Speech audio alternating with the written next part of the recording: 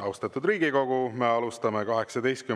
juuni infotunniga ja hea meel on tervitada ka kõiki neid, kes jälgivad tänast Riigikogu infotundi sinise ekraani vahendusel. Head kolleegid, kõigepealt on mul teile palve, et teeme kohaloleku kontrolli. Kohaloleku kontroll, palun.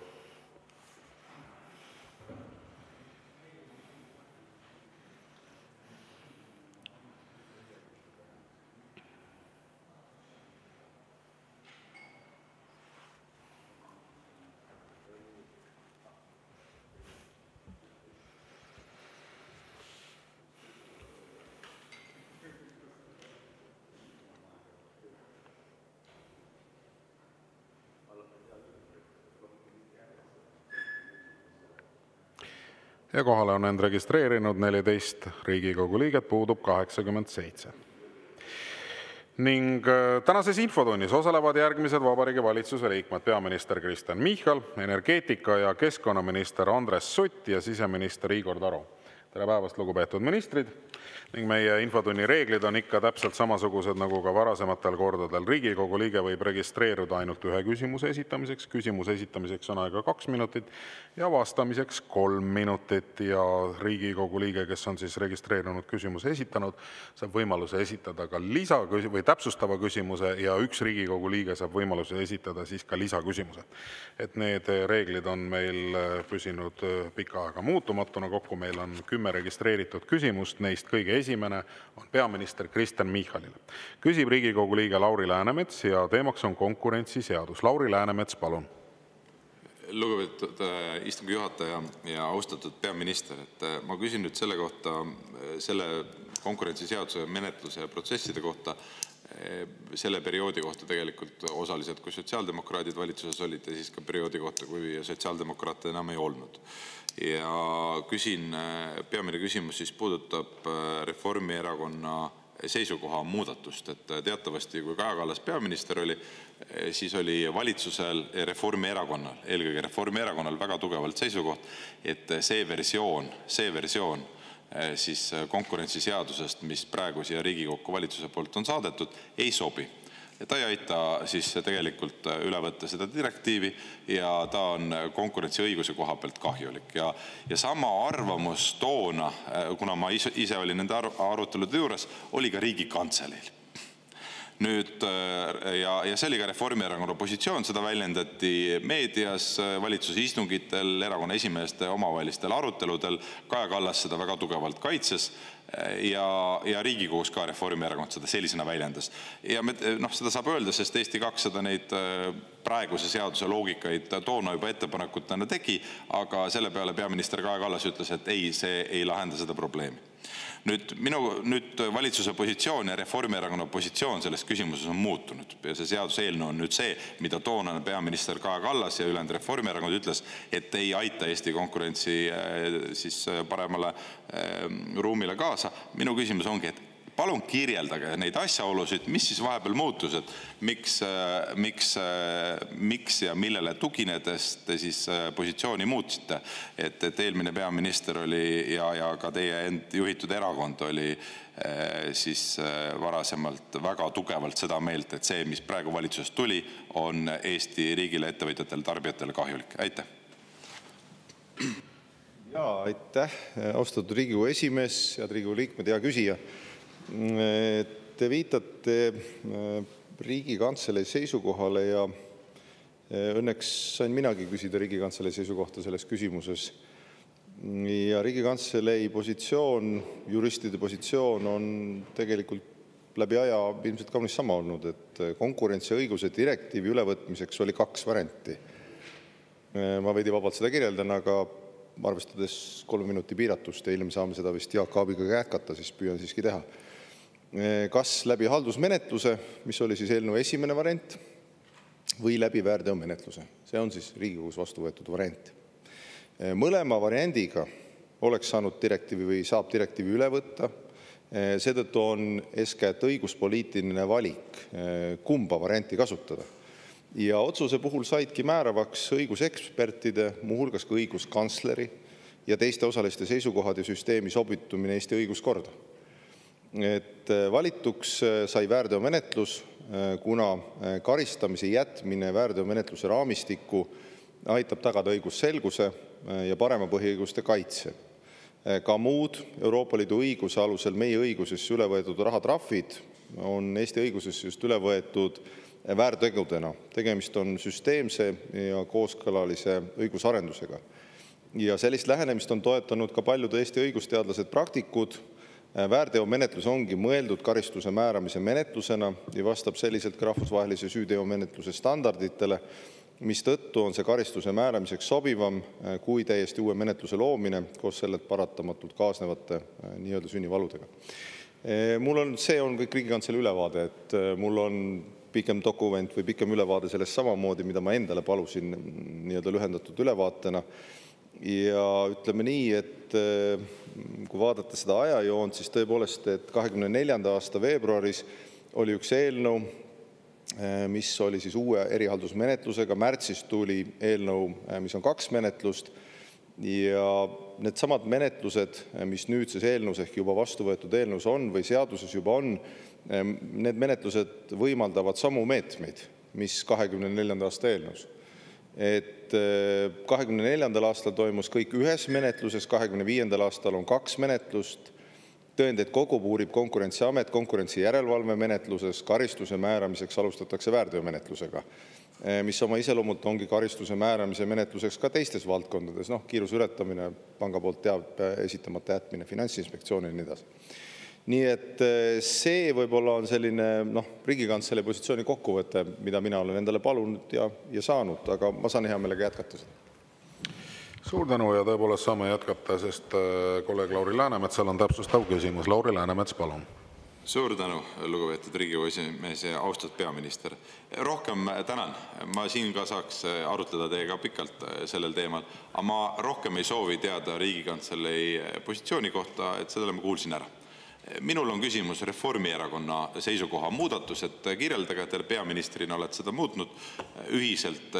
Reformierakonna Riigikogu saadikud siin saalis seisid alguses ühe versiooni eest, nad ei olnud nõus, nad olid vastu, need vaidlused käisid majanduskomisjonis.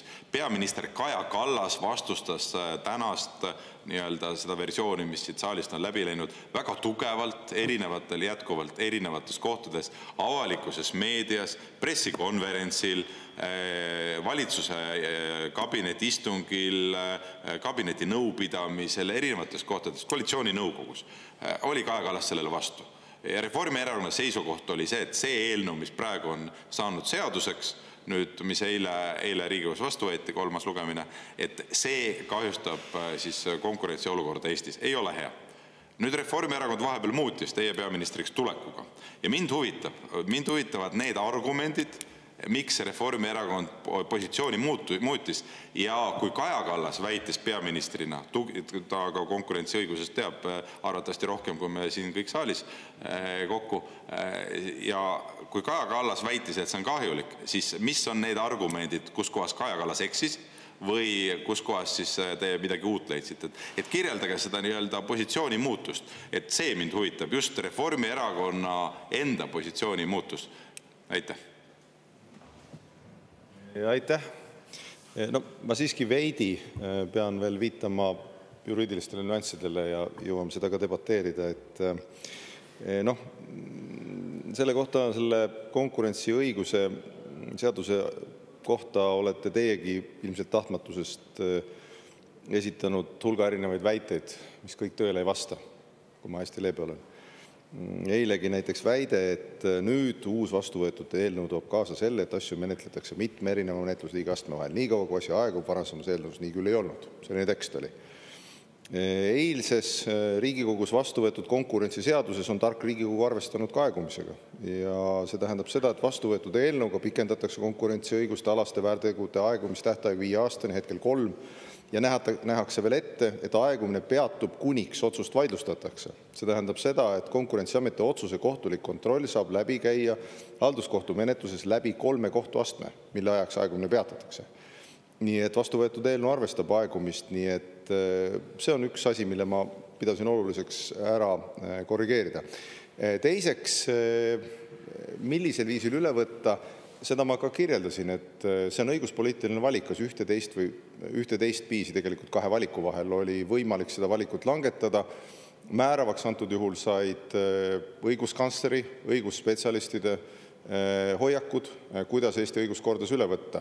Ja ega ma ei salga seda, et lõppkokkuvõttes ajaline surve on meil ju olnud pikka aega, sest need muudatused oleks meil tulnud juba üle võtta Eesti õigusesse 4. veebruariks 2021. See venitamine, ma olen näinud ka seda pallimängu seal koalitsioonis ja see venitamine tõi meile ju trahvi põhisumma 400 000 eurot, kui me otsime eelarve juures või kuskil otsime raha. Ja iga päev tiksub juurde 3000 eurot trahvi. Et iga kuulaja vaataja saaks aru, et mis selle pallimängu nagu hind oli tegelikult. Et 3000 eurot trahvi. Ja homse seisuga või tänase seisuga peaks siis olema tiksunud umbes 435 000 euroni, ehk põhisumma koos meie trahvisummaga kokku on umbes 835 000 eurot.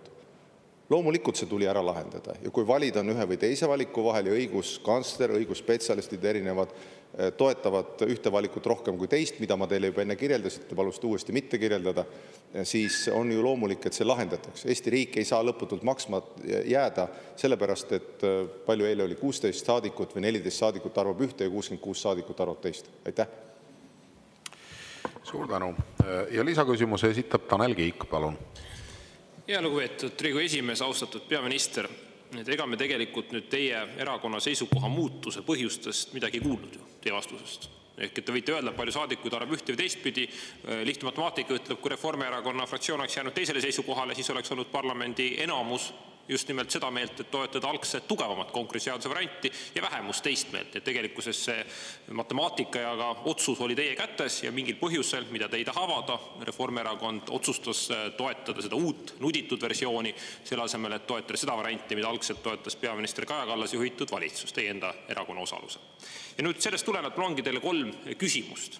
Esiteks, kas te arvate, et Eestis on olukord ravimiturul, kütuseturul, sideteenuste turul hea, konkurents õiglane, aus, hinnad tarbijatele kohased või te näete siin sellise ekspertpilguga vaadates peaministrina ikkagi teatud oligopoolse turu momente või seda ohtu, et see turg tegelikkuses toimib üksikute ettevõtete ärihuvidest lähtuvalt ja tegelikult tarbija, näiteks antud juhul ka patsient tervise puhul, jääb siin kaotajaks. See on esimene küsimus. Teine küsimus. Kas teie hindate enda teadmisi, enda pädevust konkurentsiõiguse valdkonnas kõrgemaks ja paremaks kui teie eelkäijal peaminister Kaja Kallasel? Annan vihjeks, et siin saalis enne esinenud justiits- ja digiminister Liisa-Ly Pakosta arvas, et tema ei ole pädevam kui Kaja Kallas. Arvas Kaja Kallas on temast nagu märksa pädevam, võite stenogrammist vaadata, aga millegipärast ikkagi see eelnõu leidis heakskiidu just nimelt selle muditud kujul, mida siis toetate teie ja toetab Pakosta, aga ei toetanud peaminister Kaja Kallas, kes on endine konkurentsiõiguse advokaat ja ekspert sel teemal. Ja 3. küsimus teile on väga lihtne, et kui nüüd peaks juhtuma nii, et Euroopa Komisjon ikkagi ei leia, et need muudatused on piisavad, et see direktiiv on edukalt üle võetud, siis trahv jätkub, millest teile väga meeldib rääkida, et meil on vaja see trahvi maksmine lõpetada, siis kes sel juhul vastutab selle eest, et meil on hunniku aega kaotanud, jäetud tugeva konkurentsiõiguse seaduse vastu võtmata ja tegelikkuses teinud turu halvemaks tarbijate jaoks ning võib-olla jätkub meie jaoks ka trahvi maksmise kohustus. Aitäh. Aitäh. Härra peaminister, palun. Ja, aitäh, austatud Riigikogu esimees, hea küsija, siin oli nüüd nii mitu väidet, ma loodan kõik jäid meelde, aga kui jäänud, eks siis Jaak Aabi küsimuse ajal saate ka talle sekundeerida ja assisteerida ja saan tallegi vastata. Et esiteks siin kõlas väide, et nuditud kujul. Absoluutselt pole nõus. Et nagu ma enne kirjeldasin, selles vastu võetud eelnõus, mida te, ma kahtlustan, siis pole ise läbi lugenud, on võimalik kõiki neid menetlusi läbi viia, mida oleks teises. Ja ei ole kaegumise riski, millele osutas Lauri Läänemets, pigem infopuudusest, mitte pahatahtlikkusest, ma eeldan. Seda esiteks. Teiseks, arvamusturu puhul, ma jõudsin kiiresti guugeldada, või selle, vabandust, ravimituru puhul, et jõudsin kiiresti guugeldada, vaatan teie näoga mees, 24. aasta veebruaris ütleb, apteegireform oli sammu õiges suunas.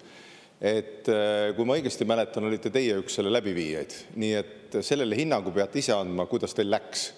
Ja konkurentsiõiguse puhul ma ütleks nii, et kui Euroopa Komisjon ei peaks rahulduma selle ülevõtmisega, siis kindlasti tuleb seda debatti jätkata. Meie eesmärk on võtta üle õigus nii, et Eesti ettevõtluskeskkond ja siin aus konkurents oleks tagatud, ettevõtjad ei oleks liigselt koormatud, lähtuda sellest, mida on õiguskantsler öelnud ja sellisena ma eeldan, et parlament on oma parima otsuse teinud. Aitäh! Suur tänu! Sellega lõpetan tänase esimese küsimuse käsitlemise. Liigume edasi. Tänane teine küsimus on siseminister Igor Tarole. Küsib Riigikogu liige Vladimir Arhipov ja teemaks on migratsioonipoliitika. Vladimir Arhipov, palun. Aitäh, hea istungi juhataja ja hea minister. Valitsus plaanib tõsta kolmandates riikides sisserände kvooti senisest 1300 inimesest 4000-ni. Samal ajal on Eestis juba praegu suur hulk kvoodiväliseid sisserändajad tudengitest kuni ajutiste töötajani, kelle mõju kohalikule elule on juba tuntav. Kuidas tagab Siseministeerium, et kavandatav sisserände märkimisväärne kasv ei tekita sotsiaalset pinget piirkondades, kus elanikud juba tunnevad survet töökohtadele, eluasemele ja avalikule teenustele? Aitäh! Aitäh selle küsimuse eest, austatud Riigikogu liige, hea Riigikogu esimees ja teised Riigikogu liikmed. Et võib-olla alustaks sellest, et selle valitsuse selline peapõhimõte on aidata Eestit majanduskasvule. Ja kõik need sammud, mida me oleme kavandanud seoses oskustöölistega, ongi siis suunatud selle ülesande lahendamisele. Nüüd võib-olla täpsustaks, et miks me üldse selle piirarvu erandiga tegeleme. Tegeleme sellepärast, et tööandjad ehk meie ettevõtjad on öelnud, et neil on sellega probleem. Et ei ole see olnud selline lihtsalt valitsuse enda lõpuks mingisugune võetud teema, vaid see on ettevõtjate poolt selgelt tõstatatud mure, et kitsaskoht, mis hetkel takistab neil laieneda. Ja see kitsaskoht väljendub selles, et teatud erialadel, teatud ametialadel ongi keeruline Eestis piisaval hulgal spetsialiste leida. Nüüd olemasolevad piirarvu erandid ei ole seda probleemi lahendanud. Nii et kui sa soovid ühte probleemi lahendada ja olemasolevad meetmed ei mõju, siis igal juhul tuleb rakendada mingisuguseid teisi meetmeid ja sellepärast on siis valitud selline võimalus, et teha siis täiendav erand oskustöölistele, just nimelt oskustöölistele konkreetsete erialade põhjalt, kus on kõige rohkem puudu. Ja nüüd see arvu suurenemine saab sõltuma sellest, mis on majanduse olukord. Kui majandus läheb hästi ja ettevõtted kasvavad kiiresti, siis on see erandi suurenemine suurem. Kui ei ole nii hästi, siis on väiksem, et mitte tekitada nagu probleemi kohalikele inimestele. Ja samuti on ka seal väga kindel palgakriteerium, mis siis tasakaalustab kogu seda olukorda. Nüüd kõige selle kõrval on siis olulised ka kõrvalmeetmed lõimumise tarbeks. Et kõik need inimesed, kes siin elavad, oleksid selle ühiskonnaga sama nägu ja Siseministeeriumi ülesanne ongi olnud tagada, et need riskid oleksid kaardistatud ja pakkuda välja ka maandamismeetmed ja siis pidada ka konsultatsioone asjasse puutuvate ministeeriumidega, et need maandamismeetmed saaksid rakendatud. Aitäh! Suur tänu ja lisaküsimuse esitab Vladimir Arhipov, te jõudsite lõpuks reageerida. Hästi, ma annan teile kõigepealt täpsustava küsimuse ja siis läheb lisaküsimus Jaak Valgele. Vladimir Arhipov, palun. Härra siseminister, valitsuse plaan suurendada kolmandates riikides sisserändajate tööjõukvooti jätab mulje, justkui Eestis valitseks kriitiline tööjõupuudus. Samal ajal on töötuse määr tõusnud viimase 12 aastal kõrgemale tasemele 8,6%. Aktiivseid tööotsijaid on seal kuskil erinevate andmete järgi 60 000 ringis. Lisaks veel tööjõuturult tõrjutud pensionärid ja inimesed, kes vajasid lihtsalt ümberõpet. Miks suunab riik tähelepanu ja ressursid võõrtööjõu sissetoomisele selle asemel, et investeerida siinse inimvara ümberõppesse ja rakendamisse? Kas valitsus on loobunud eesmärgist pakkuda Eesti inimestele tööd oma kodumaal? See meede, millest te rääkisite, kuni 4000, et võib-olla see võiks mingisugune ajutine variant olla, aga pidevaks seda küll ei tohi jätta. Aitäh! Aitäh selle täpsustava küsimuse eest. Ütleme niimoodi, et väga üldiselt võttes on meil kõigil siin Eestis see demograafiline mure, et tööjõudu ja inimesi jääbki paljudes valdkondades aina vähemaks. Nüüd see, millest te olete rääkinud, te olete toonud siis näiteks selle tööpuuduse numbri, aga see, millest me kõneleme praegu, me kõneleme struktuursest tööpuudusest, mis tähendab seda, et on mõned inimesed, kellel ei ole tööd ja on mõned ettevõtjaid, kellel ei ole töötajaid, sellepärast et nende oskused ei lange lihtsalt kokku. Et te tõite siin näiteks ka pensionärid, võib-olla on veel hulk inimesi nende tööotsijate seas. Esiteks, kõik sõltub ka sellest, kas need inimesed on võimelised ümber õppima just nendele aladele, mida kõige rohkem vajatakse. Et see valitsuse planeeritav täiendav erand lähtub ikkagi väga selgelt sellest ettevõtjate vajadusest, seal ei saa tuua inimesi ükskõik mis valdkonna peale, vaid seal on selge selline valdkondade nimekiri, mis tuleneb OSKA raportist, ehk mis on teadmispõhine ja see meede on ka ajutise iseloomuga, ehk see kestab nii palju, kui on tarvis ja sõltuvalt majanduslikust olukorrast.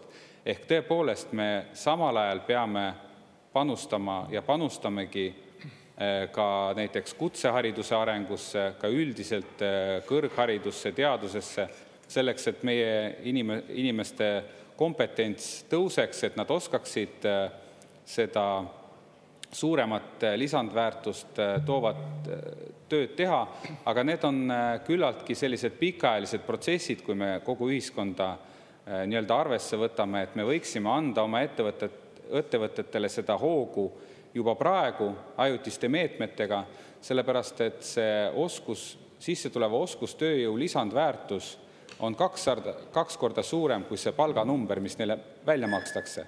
Ehk siis nad toovad Eesti riigile, Eesti ettevõtetele, majandusele oluliselt rohkem kasu, nii et selles mõttes on see küllaltki mõistlik lähenemine, mille puhul siis on ka kõik need võimalikult muud väljakutsed seoses lõimumisega ka maandatavad, sellepärast et see number ei ole lõputu, see number on ikka piiratud, ütleme, üsna konkreetse laega.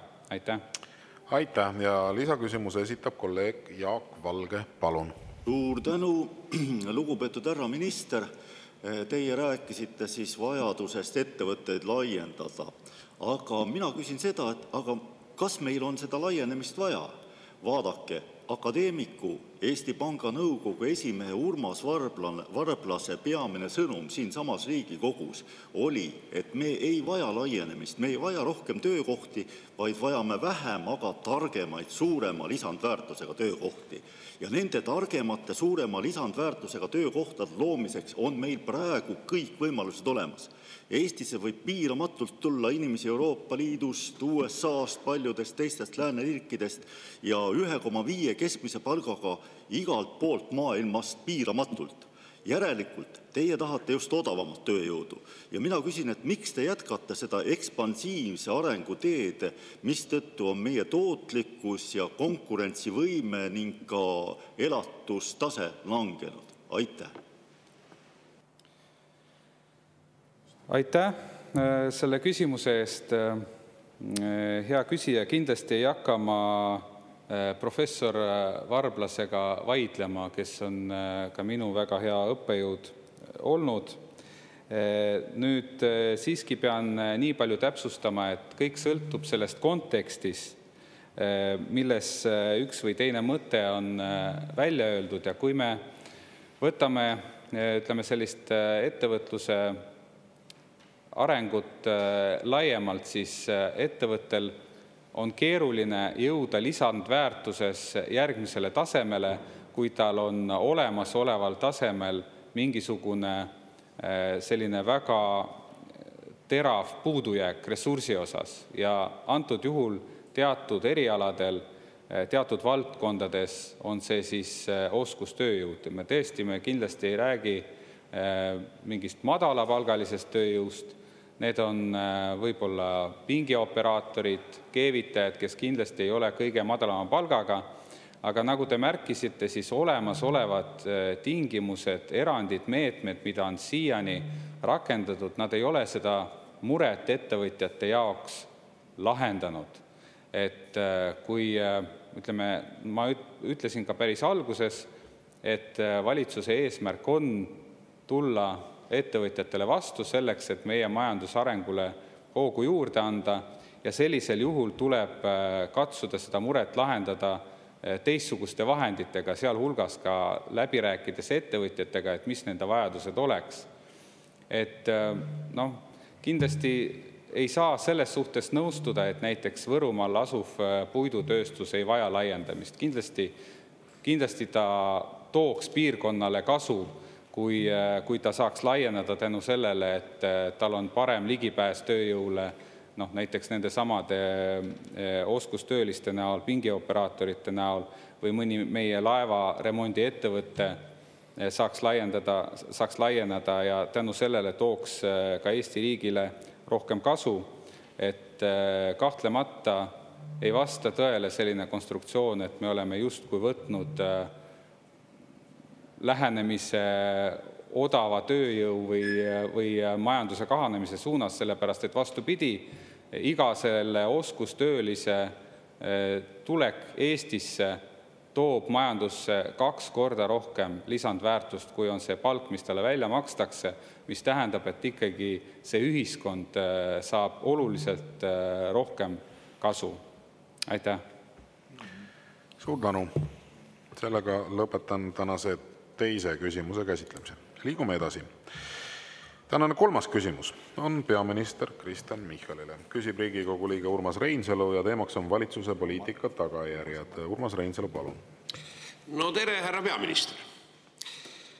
Igal ühel meist poliitikutest on oma visioonid, millega loodetavasti tulevikus meid siis hinnatakse, kas need on positiivsed või negatiivsed, sõltub nende tagajärgedest. Ja teie visiooni alusel on Eestis disainitud automaks. 23. aasta augustis kliimaministrina te saatsite toonasele rahandusministrile nõudmisele, et automaksuga tuleb täita kliimaeesmärke. See peab olema just nimelt kliimapõhine maks. Ja tõepoolest, kuigi härra Võrklaev vaidles sellele vastu, et sellise käsitlusega sunnitakse Eesti inimesed lausa hobuse selga, autodelt hobuse selga, oli tegelikkuses teie kirja tulemus oli, et automaksu kogu kulu ühiskonnale arvestuslikult kerkis ligi 2 korda, ligi veerandi miljardi euroni.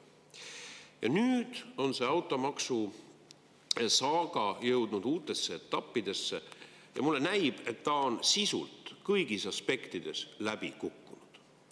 Ja te kavatsete seda asuda ka remontima, kulutada sellele raha jälle halduskoormuse mõttes ja minu meelest oleks kõige mõistlikum, kui võtaksite seisukoha, et see automaks tunnistada läbi kukkunud eksperimendiks, sellega te ajalukku ei lähe selle kliima-automaksuga ja tühistada. Kuid mu küsimus puudutab väga praktilist probleemi. Nimelt jaanuaris said inimesed automaksu teated registris 1. jaanuari seisuga olnud autode kohta ja osad inimesed tasusid ka automaksu ettemaksuna. Kuid nüüd on välja tulnud, et kui nad 15. juuni seisuga vaatavad, siis on automaksu summa kasvanud real inimestel, kellest on ka ajakirjanduses viiteid olnud.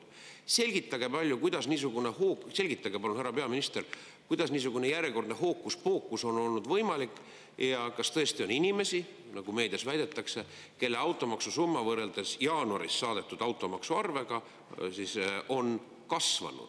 Millest selline metamorfoos tuleneb, härra peaminister? Aitäh! Aitäh, hea küsija, rõõm teidki näha. Selle hooaja viimases infotunnis, suveks tuleb paus ja teie koos Mart Maastikuga siis peate teises vormis küsima ja mina teises vormis vastama. Nüüd, see muidugi teie käsitlus, nagu ma tihti ütlen, ei vastanud reaalsele elule vähimatki, aga mul on sellest võimalus kirjeldada seda, et see ei vastanud. Kõigepealt, jah, ma olin kriitiline selle automaksu suhtes. See pole mingi saladus. Ja ütleme nii, et muuhulgas näiteks meiepoolsete soovituste hulgas oli Eestis registris olevate autode registreerimistasu mitte kehtestada.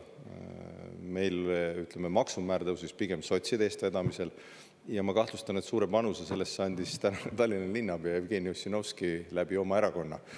Nii et kui te tahate teada, et millise kivi all see võti või konn peitub, siis vaadake ikka sinna.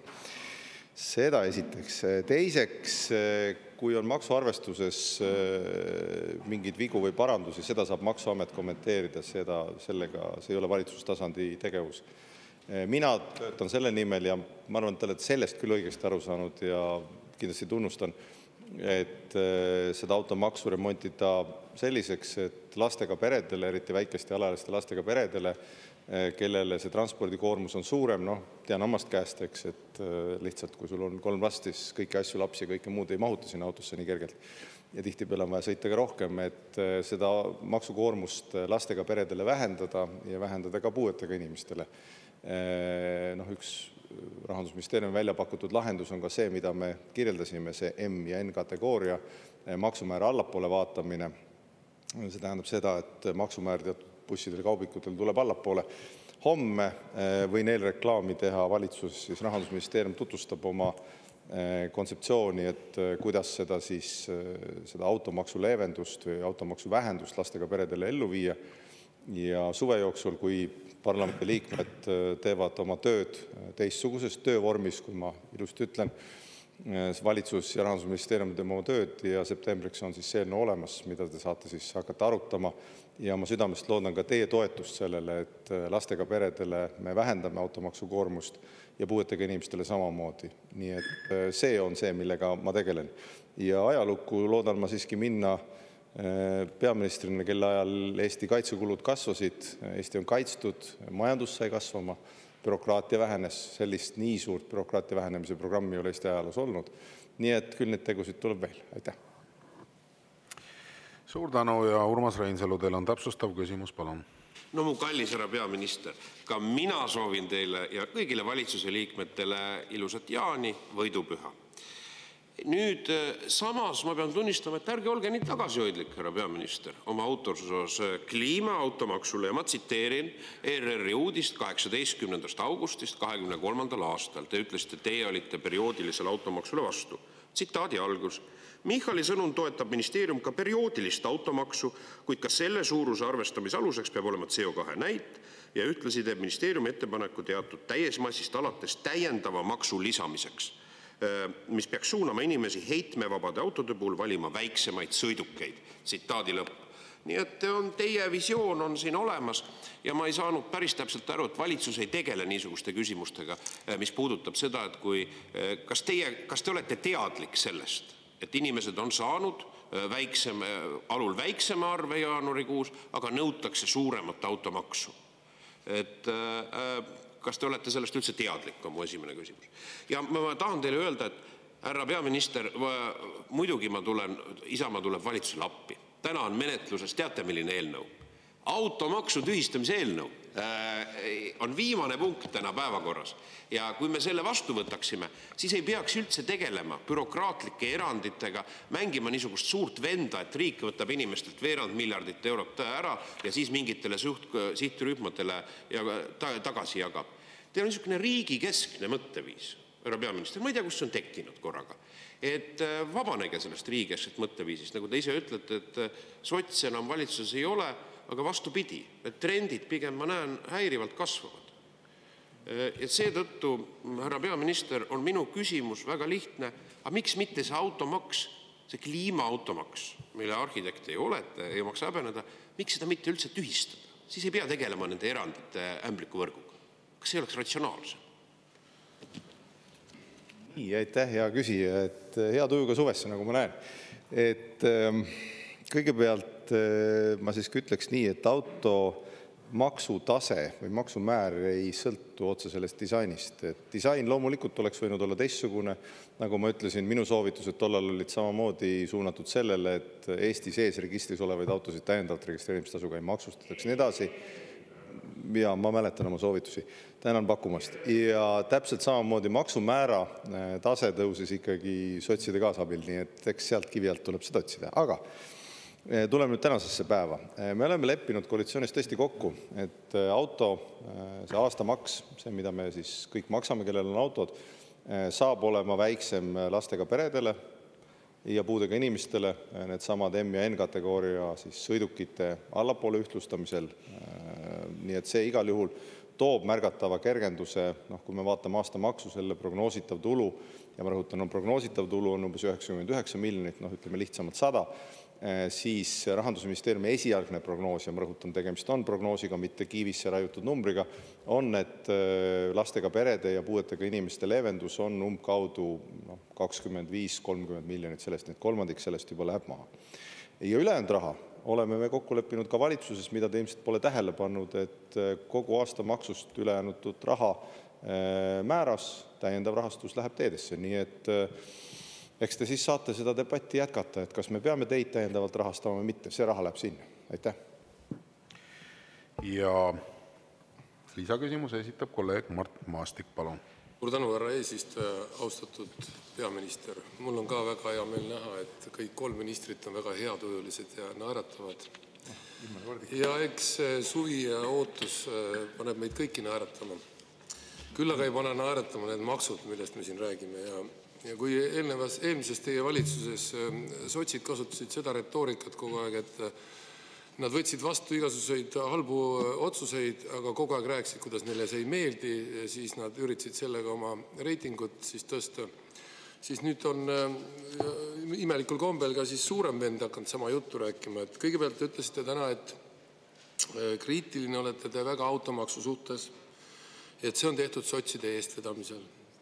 Mario Kadastik vastas siin meil majanduskomisjonis ja ka siin saalis, et meretuuleparkide subsiidiumid ja kogu sellest johtuv tohutu raha raiskamine riigi poolt, et see oli sotside eestvedamisele, see jääb ära. Ja te olete siin täna ikkagi riigi suurima häälejõuga partei. Ja kas te tõesti tunnistate, et te olete siis oma väikevendade puudel? Ja tegelikult tahakski teada, et millised maksud on siis nagu teie erakonna poolt siis moodustatud või tehtud, et või on kõik väikevendade pahad ettevõtmised? Aitäh. Aitäh. Nüüd mul on teilegi häid uudiseid, niimoodi vastu suve, aga andke see siis sõna-sõnalt kellust edasi inimestele. 25. aasta maksukoormus on 36,8%. See on selle aasta maksukoormus. Järgmisel aastal on maksukoormus 35,6%. Maksukoormus langeb 1,2%. Ja 29. aastaks langeb ta umbes 35% peale. See tähendab seda, et järgmisel aastal langev maksukoormus jätab majandusele inimestele umbes $500 miljardit ehk 500 miljonit eurot rohkem raha kätte. Kõik need muudatused, mida me siin teeme, ja selle sisse ei ole arvestatud veel lastega peredele automaksu leevendust muuseas. Nii et jätame selle kõigepealt meelde, et 25. aastal on maksukoormus 36,8, 26. aastal 35,6, 1,2% maksukoormus langeb. Paljud ei pane seda tähele, nad armastavad rääkida kõigest muust, kuidas maailma lõpp on lähedal, aga teie saate olla täpsem, saate sellest lähtuda, kui soovite või need numbrid kanda. Väga oluline muudatus veel maksudest, küsite, mis on meie muudatus ja mille autorlust ma ei häbene, ärge teiegi, et Isamaa, Keskerakonna, sotsiaaldemokraatide ühine astmeline tulumaks, see kana-põdertüüpi tulumaks, mida inimesed kutsuvad hellitavalt maksuküüruks, seda nüüd hakkab haud parandama, või täpsemalt ei parandagi muu kui haud. 26. aasta alguses see kaob. See tähendab seda, et inimestel tõuseb tulumaksuvaba miinimum üsna järsult 700 euroni. Inimestele jääb rohkem raha kätte. Nii et sellised muudatused tulevad ja ma arvan, et need on head sõnumid inimestele, nii et hoolimata sellest, et ajad on rasked, kaitsekulutused on väga järsult tõusnud, järgmisel aastal on 5,4% SKP-st, me oleme tipus NATO riikidest kaitsekulutustest, See tähendab ikkagi, et me saame oma asjadega hakkama, me võtame laenu kaitsekulutuste jaoks ja inimestele tegelikult jääb üle 500 miljardi ehk üle 500 miljoni rohkem raha kätte. Aitäh! Suur tänu! Sellega lõpetan tänase 3. küsimuse käsitlemise. Liigume edasi. Tänane 4. küsimus on samuti peaminister Kristen Michalile. Küsib Riigikogu liige Arvo Aller ja teemaks on majandus. Arvo Aller, palun. Aitäh, hea istungi juhataja. Siit on hea edasi minna, et kellele kui palju raha kätte jääb ja nüüd uuest aastast, kui te ütlete, see maksuküür kaob ära, siis tegelikult juba 1. juulist käibemaks tõuseb, mis kandub kohe ka lõpphindades, ehk siis see kandub kohe eluasemesse, see kandub kohe lastega peredele, see kandub kohe kütuse hinda, see kandub toiduainete hindadesse ja juba te hakkate eelnevalt seda raha rahvalt ära võtma ja nüüd siis suure võiduna te demonstreerite siin selle tulumaksuvaba miinimumi 700 euroni tõusmist. Aga lähme riigi majanduse juurde ja see nädal avaldati siis rahvusvaheline konkurentsivõime edetabel, milles oli nimekirjas 69 riiki ja Eesti on ka seal riikide nimekirjas ja mitte üllataval kombel 5 rikkama riigi seas, vaid kellele kuidas meeldib neid erinevaid tabeleid vaadata ja numbreid, siis üldjärjestuses oleme 33. Tipuajal olime 22. Ja kui võtta majanduse seisundi olukorras, siis me oleme 57. kohal 69 riigi seast. Ja selle konkurentsivõime osas on siis Leedu tõusnud eelmise aastaga 9 kohta aastaga ning Läti 7 kohta. Ja nemad on nagu siis meie regiooni konkurentsist kõige enam võitnud, et Eesti on jäänud kas millega toppama ja Eesti on siis jäänud nagu ootele. Et minu küsimus on, et mis on siis Eesti riigi tegevused, on meil midagi lätlastelt õppida, on meil midagi leedukatelt õppida, et millised on Eesti riigi tegevused, et meie konkurentsivõime antud kontekstis ja üleüldises maailmapildis paraneks. Aitäh! Aitäh! Asjalik küsimus. Ma mõned märkused siin teen, et kõigepealt inflatsioon ehk selle sama hinnatõusu juurpõhjus on ikkagi palgatõus. Et seda ka Eesti Pank kirjeldab, kui te vaatate Eesti Panga või Swedbanki analüütikute, teiste analüütikute kirjeldusi, siis 2/3 umbes hinnatõusust, see on Eesti Panga kirjeldus, on palgatõusust toormehindadest. Ütleme, põllumajanduses, ma arvan, ja toormehindade kujunemisega olete teiegi hästi kursis, et seal on palju erinevaid nüansse, alates haigustest kuni kliimamuutumiseni ja nii edasi. Ja umbes 1/3 on seotud inflatsioonist maksudega. Peamine siis seal on autode registreerimistasu. See, mida riik saab teha inflatsiooni vähendamiseks ja hea uudis on see, et järgmisel aastal inflatsioonimäär hakkab alanema Eestis, saab teha, on vähendada riigi kulutusi, avaliku sektori kulutusi, et see ei ole kuidagi Eesti enda leid, seda tegelikult on ka teistes riikides proovitud, et isegi Ameerika Ühendriikides vist viimati on see sõnum olnud just, et inflatsiooni ohjeldamiseks just riigi kulutusi kärpida. Et seda on ka mujal tehtud ja me oleme riigis kokku leppinud 3 aastaga erinevate kulutuste vähendamise 1,4 miljardi võrra. See tähendab seda, et avalik sektor saab kärbitud 10% võrra, välja arvatud õpetajad, politseinikud, kaitsevägi ja pensionid. Ja see tähendab seda, et selle aasta eelarves tööjõu ja majandamiskulud vähenevad 1,1%, valitsemiskulud vähenevad esmakordselt, mis on päris tähtis, pärast 2009–2010 aasta suuremat majandus- ja finantskriisi. Ja eelarve kasv on ka väiksem kui üldine majanduse suurus või majanduse kasvavad eeskätt just riigikaitsekulud 9,3% ja sotsiaalkulud 7,6%. Avaliku sektori palgakasv, ma räägin avaliku sektori, mida riik saab teha tegelikult kärpimise poole pealt, avaliku sektori palgakasv on ka 2 korda aeglasem kui kogu palgatõus. Et kui Eesti tööturu üldine palgatõus eraavalik oli kokku 8,1%, avaliku teenistuse palgatõus on 4% ja ametnike palgatõus on 3,7%. Nii et see kirjeldab seda, mida me avaliku sektori poolelt saame teha inflatsiooni kärpimiseks. Tippettevõtjatega koos muudame me ettevõtluskeskkonda, ärikeskkonda oluliselt konkurentsivõimelisemaks. Valitsus.ee leheküljel on üle 200, nüüd juba üle 200 erineva sammu, mida me oleme selleks teinud. Saate vaadata, Viljar Arakase juhtimisel Eesti tippettevõtjad käivad koos. Ja mis puudutab konkurentsi edetabelit, siis Kaspar Oja kirjutas sellest eile Delfis pikemalt. Ma seda lugu soovitaks. Aitäh. Aitäh. Ja Arvo Aller, teil on täpsustav küsimus, palun. Aitäh, ja istungi juhataja, lugupeetud peaminister, et jah, et neid artikleid lugeda ja ma lugesin ka seda teie ministri Keldo artiklit ja see on väga kõnekas, et hea, et me jäimegi samale kohale 33-ndaks, et siis ma saan aru, et Reformierakonna idee on see, et paigal seis on edasi minek, et me ei peagi nagu rohkem midagi tegema ja oleme sellega rahul, mis meil on. Ja kui nüüd lugeda veel teisi artikleid seal, siis leedukad ütlevad, et kõige parem, mis nad on Eestist õppinud, on see, et näide Eesti vigu.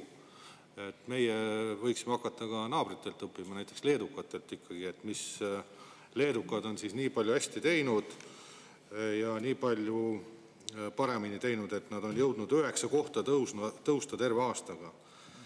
Aga kui siseminister siin ühes vastuses ütles, et nemad ei lähe majanduse kahanemise suunas selle võõrtööjõu sissetoomisega, siis meil on ju 60 000 inimese ringis on töötukassal arvel, kes on töötud.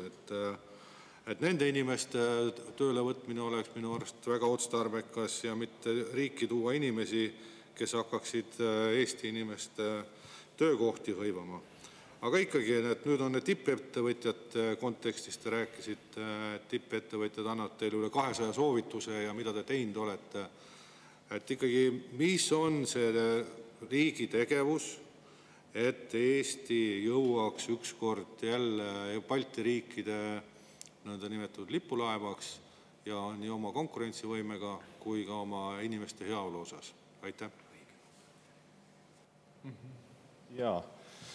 Registreeritud töötute number on muidugi veidi teine, kui te viitasite, et selle saate pärast üle kontrollida. Nüüd kõigepealt, mida me teeme?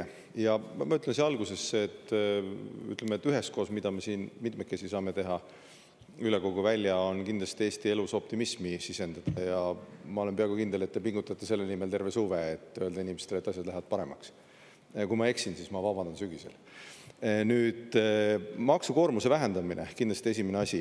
Nagu ma enne tõin näite teie kolleeg Mart Maastikule, kes ma arvan sai kogu need faktid ilusti kirja, maksukoormus langeb järgmiseks aastaks 1,2%. See tähendab seda, et inimestele majandusele jääb rohkem raha kätte investeerimiseks tegevusteks. Täna on Riigikogu päevakorras seesama eelnõu, millega maksukoormust vähendatakse, kaob ettevõtete kasumimaks, mis on kindlasti väga oluline sõnum ärikeskkonna mõttes ja langeb ka tulumaksukoormus eraisikutele. Seesama, mis on seadustes praegu, et tulumaksustamine algab 1. eurost, see siis nüüd kaob. See aitab jälle sotsiaalse õigluse mõttes just väiksema sissetulekuga inimesi, keda see oleks rohkem puudutanud, näiteks pensionäre, aga teisi väiksema sissetulekuga inimesi. Ja nagu ma ütlesin, majanduse valdkonnast või maksude valdkonnast, mis kindlasti puudutab inimesi, on selle veidra astmelise tulumaksu kaotamine, mille tulemusena 2026. aasta algusest inimeste tulumaksuvaba määr tõuseb kõik 700 euroni, kõigile jääb rohkem raha kätte, rahva majandusse jääb 100 miljoneid ja pensionäride tulumaksuvaba määr jääb 776 euro juurde kõrgemale. Nüüd nende bürokraatia vähendamise otsuste kohta, jah, et kui teil on hetk aega, siis võite vaadata valitsus.ee leheküljele, seal nad on kenasti nagu mugavalt vaatamiseks kokku koondatud, seal on majanduse kasvu nõukoja otsused, saate sealt vaadata täpsemalt. Mõned näited. Üks on töölepingu seaduse muutmine, mis aitab inimesi paindlikult tööturule tagasi. Seda, ma arvan, siin parlamendis oleme juba debateerinud ka. Sotsiaaldemokraadid heidavad seda väga ette, et inimesed paindlikult saavad töötada, aga midagi teha ei ole. Nendega koos me seda tehtud ei saanud, nüüd teeme ilma nendeta. Samamoodi süsinikuturu nõuete edasilükkamine transpordile, hoonetele, see on meie positsioon. Erinevate keskkonnalubade lihtsustamine, looduskaitsepiirangute vähendamine, kestlikkusaruande mahu ja esitajate arvu vähendamine, paberitšekki ei ole vaja välja trükkida, erinevad ehituskeeluvööndite vähenemine näiteks üleujutusaladel ja nii edasi. See on väga pikk loetelu. Ma olen toonud siin erinevaid näiteid moppidest ja ääridest ja kõigest muust. Kõiki neid asju me teeme ja ma ütleks, et selle valitsuse praeguse Reformierakonna Eesti 200 valitsuse üsna selline agressiivne tegevus koos ettevõtjatega ongi suunatud sellele, et Eesti tulevikus oleks majandusega väga konkurentsivõimeline. Ja eks see positsioon veidi peegeldab lihtsalt meie 2 aasta majanduslangust, et küllap sellest ka see positsiooni püsimine samal kohal selles edetabelis ka on. Aitäh! Aitäh! Ja lisaküsimuse esitab kolleeg Mart Helme, palun. Aitäh, härra eesistuja, lugupeetud Kristen Michal. See on tore, mida te lugesite meile, et te piiranguid ja igasuguseid regulatsioone vähendate. Ja minu küsimus on nüüd natukene teise kandi pealt kui eelküsija küsimused, aga puudutavad majandust siiski. Teatavasti Eesti sõlmis Läti ja Leeduga evakuatsiooni teemalise lepingu, mis puudutab siis seda, et ka sealt võidakse meile tuua või sealt võib saabuda meile hulgaliselt neid inimesi, keda evakueeritakse. Vilniuse linnapea on öelnud, et vajaduse korral evakueeritakse kogu Vilniuse linn, mis on umbes 600 000 inimest. Kuhu siis, eks me ei tea. Aga küsimus on nüüd selles, et millega on tagatud nii Eesti oma inimeste toidujulgeolek, kui ka siis nende juurde toodavate või ka Eesti oma linnadest maapiirkondadesse hajutatavate evakueeritavate toidujulgeolek. Ma ei näe praegu seda ressurssi, millega on võimalik ära toita Lasnamäed ja kõik Karoliniškaid ja muud igasugused teiste naaberriikide paneelelamute, suur kortermajade 100 000 inimesed. Minu arvates oleks vaja praegu kiiresti astuda samme, et võtta maha kõik piirangud individuaalmajapidamistes, seapidamise, lehmapidamise, kanapidamise ja nii edasi soodustamiseks. Ja kas valitsuses on sel teemal arutelusid olnud, kas te kavatsete neid samme astuda, sest vastasel korral, ja ma olen rääginud meie maaettevõtjatega, nad ütlevad, et oma elanikkonna me toidaksime veel kuidagi ära, aga kui tuleb kuskilt mujalt juurde, siis meil seda lisaressurssi kuskilt võtta ei ole. Et minu küsimus on, mis on valitsuse sellekohane plaan, et ära toita nii oma inimesed kui ka kuskilt mujalt siia saabuvad inimesed? Aitäh! Aitäh! Jaa, aitäh! Siseminister tegelikult selle valdkonnaga ju tegeleb, et ta oleks võinud seda teile või saab teile tulevikus täpsemalt kommenteerida. Et see on tõsi, jah, sellised evakuatsiooniplaanid ja lepingud erinevate riikide vahel on ja tulevikus ehk need laienevad ka Põhjamaadega samamoodi, et naabrid ikka aitavad üksteist keerulises olukorras ja mis tahes riskide jaoks tuleb olla valmis, eriti kui me teame oma agressiivset naabrit, et seal pole ju vähimatki kahtlust. Kui teil on ettepanekuid erinevate piirangute kaotamise kohta, siis need ettepanekud on alati oodatud, võtame tänuga vastu. Ka selles peaministri nõukojas on põllumajandusettevõtjate esindaja, nagu metsandusettevõtjate esindaja on olemas. See nõukoja koosseis on avalik ja me täitsa teadlikult astumegi samme, nagu ma juba ütlesin, muuhulgas ka erinevate nõuete piirangute kaotamiseks, mis aitaksid Eesti ettevõtjatel muuhulgas ka põllumajandussektoris paremini hakkama saada. Aga veel kord, kui teil on häid ettepanekuid, hea meelega võtame need ettepanekud vastu, saatke palun need ettepanekud mulle. Aitäh! Suur tänu! Sellega lõpetame tänase 4. küsimuse käsitlemise. Liigume edasi. 5. küsimus on peaminister Kristen Michalile, küsib Riigikogu liige Jaak Aab ja teemaks on konkurentsiseadus. Jaak Aab, palun! Tänan, austatud esimees ja peaminister. Kõigepealt ikka natukene peaks õiendama ka, et ei ole mugav on siin jälle sotsiaaldemokraate kõigis pattudes süüdistada, nii et ka selle eelmiste teemade suhtes automaks. Maailmavaateline seisukoht sotsiaaldemokraatidel on olnud kogu aeg, et kallimaid, luksuslikumaid autosid tuleb maksustada ja rohkem küll registreerimismaksuga. See, mis juhtus selle registreerimismaksu ja automaksuga kokku, oli tegelikult see, et olematut küüru kaotama minnes, nagu te seda ka praegu teete maksusüsteemis, see maksab 500 miljonit, sellele oli vaja katet. 2% tulumaksu tõusu oli seotud sellega, selle ettepaneku tegi rahandusminister ja siis oli vaja leida veel mingi katteallikas. Ja määritigi automaks peaaegu võrdselt kõigi peale laiali, et saada võimalikult suurem tulem ehk võimalikult palju raha. Me korduvalt viitasime ka tol ajal läbirääkimistel koalitsioonitöörühmades, et on probleem puuetega inimesed, nii nagu siis hiljem ka õiguskantsler sellele viitas, ja lastega pered. See probleem kahjuks jäi lahendamata, sest me ei leidnud ühisosa. Aga nüüd konkurentsiseadusest.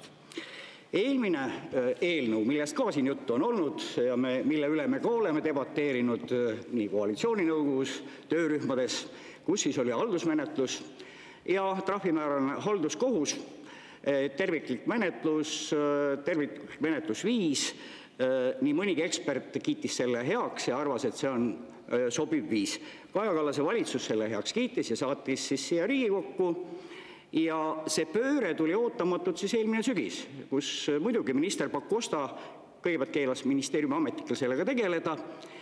Ja kuidas te kommenteerite seda kooskõlastamist, mis toimus ühe koosoleku raames selle aasta jaanuari, 20. jaanuaril, see on ka seletuskirjas kirjas, see uus eelnõu, mis nüüd te ütlete, et on väga hea, kus ei ole kooskõlastusringi, kaasamisi, üks koosolek. Kas nii on normaalne ühte eelnõud ette valmistada? Aitäh. Aitäh. No nagu ma lugesin teile tegelikult seda pikka ajajoont ette, et seda eelnõud on ette valmistatud siin ju tohutult kaua. Et see oleks juba pidanud 21. aasta alguses meil tegelikult üle võetud olema. Et kogu see debatt siin vahepeal on tohutu venimine olnud. Ja ma kirjeldasin ka juba Lauri Läänemetsale, te vist olite ka siis saalis tegelikult, et nagu Riigikantselei juristid seda on ka kirjeldanud, et selle sama direktiivi ülevõtmiseks oli 2 varianti, kas haldusmenetluse, eelnõu esialgne versioon või siis läbi väärteomenetluse, see, mille siis Riigikogu nüüd vastu võttis. Mõlema variandiga saab direktiivi üle võtta ja õiguspoliitiline valik. Praegu on valitud väärteomenetlus, kuna karistamise jätmine väärteomenetluse raamistiku aitab tagada õigusselgust. Ja ma juba viitasin ka erinevatele õigusseisukohtadele, õiguskantsleri seisukohtadele. Ja kui seda ajalugu vaadata, siis jah, 24. aasta alguses oli see nii-öelda uus erihaldusmenetlus, 25. aastal on 2 menetlust, aga see 2 menetlus võimaldab samu meetmeid, mis 24. aasta eelnõus. Et seal ei ole midagi puudu. Saan vähemalt mina sellest juriidilisest ülevaatest nii aru. Ja 24. aasta eelnõus toimus kõik ühes menetluses, 25. aastal on 2 menetlust. See tähendab tõendeid kogub uurib Konkurentsiamet konkurentsi järelevalve menetluses. Karistuse määramiseks alustatakse väärteomenetlus, mis on oma iseloomult karistuse määramise menetlus. Nii et ja trahvi määrab siis maakohus. Algselt oli plaan halduskohtus seda teha ja saan minagi aru, et ka Riigikantselei oli selles võtmes kriitiline või vähemalt juristid olid kriitilised, et halduskohus siiski lahendab peamiselt kaebusi haldusaktide ja toimingute peale, et loen ma siit välja. Ja seda, mis puudutas tiksuvat trahvi, teadsid ju kõik asjaosalised. Lõputu pallimäng tegelikult oleks tähendanud seda, et iga päev maksab meile 3000 eurot. Iga päev. Kuidagi see tuleb üle võtta ja ma arvan, et praegu valiti, lähtudes õiguskantsleri positsioonist, lähtudes sellest infost, mis mul on Riigikantseleist, valiti selline ülevõtmine, mis sobib Eesti õiguskorda ja millega on päri õiguskantsler ja mis Eesti ettevõtluskeskkonnale on samuti parim võimalik viis üle võtta. Loodame, et see siis täpselt nii ka. Aitäh! Suur tänu ja täpsustava küsimuse esitab siis nüüd kolleeg Jaak Aab, palun. Tänan, austatud esimees. Veidi täpsustusi. Seesama eelmine eelnõu, mis tuli Kaja Kallase valitsusest siia Riigikokku, mille ette valmistas Kalle Laanet justiitsministrina, oli valmis sügiseks, eelmiseks sügiseks, nii menetluseks kui vastuvõtmiseks. Seal olid puudu, valitsuse protokollis oli fikseeritud, halduskohtu menetlust puudutavad teatud paragrahvid. Mina majanduskomisjoni esimehena need muudatused täiendused palusin Riigikohtu kantseleilt, kuna ministeerium oli keelatud selle eelnõuga tegeleda. Minister Pakosta nii seda täpselt tegigi ja andis ka selle uue eelnõu kirjutamise hoopis teistele ametnikele ministeeriumis. No sellest võin ka pikalt rääkida. Nii et seda trahvi selle aasta alguses poleks üldse tulnud, kui ma oleks sügisistungjärgul selle eelmise eelnõu vastu võtnud ja olekski kõik korras olnud. Millegipärast, kui me räägime sellest pikast ajaloost, kus tegelikult justiitsministri portfelli on pidanud Isamaa ja Reformierakonna ministrid, tuleb nende käest küsida. Mis oli see põhjus, miks selle eelnõuga siis nii kaua aega jõutud siia tulla? Rikkumismenetlus tiksus. Minu oletus, mis põhineb ka teatud informatsioonil, et siin käis ikka väga tugev lobi ja mõjutustegevus. Miks ei suudetud siia tulla? Kõik ka teie ministrid on tunnistanud, et see eelmine, mis puudutab, on haldusmenetluse sisuga. Lugupeetud Riigikogu asespiiker, kes meil töörühmas täpselt samuti osales, tegid kriitiliselt maha selle uue Pakosta lähenemise ja pooldasid eelmist eelnõu. Et kust tuli ikkagi see muutus, kus siis kooskõlastamiseks tehti ainult üks koosolek, trahvi oleks võinud saanud ära muuta siis, kui oleks eelmine eelnõu vastu võetud õigel ajal. Ja nüüd tuldi uue eelnõuga kiirkorras ja me oleme näinud, millise mõjutustegevuse tulemusena, kus advokatuuri peetakse eksperdiks, kõige suuremaks eksperdiks, kes on huvigrupp siin.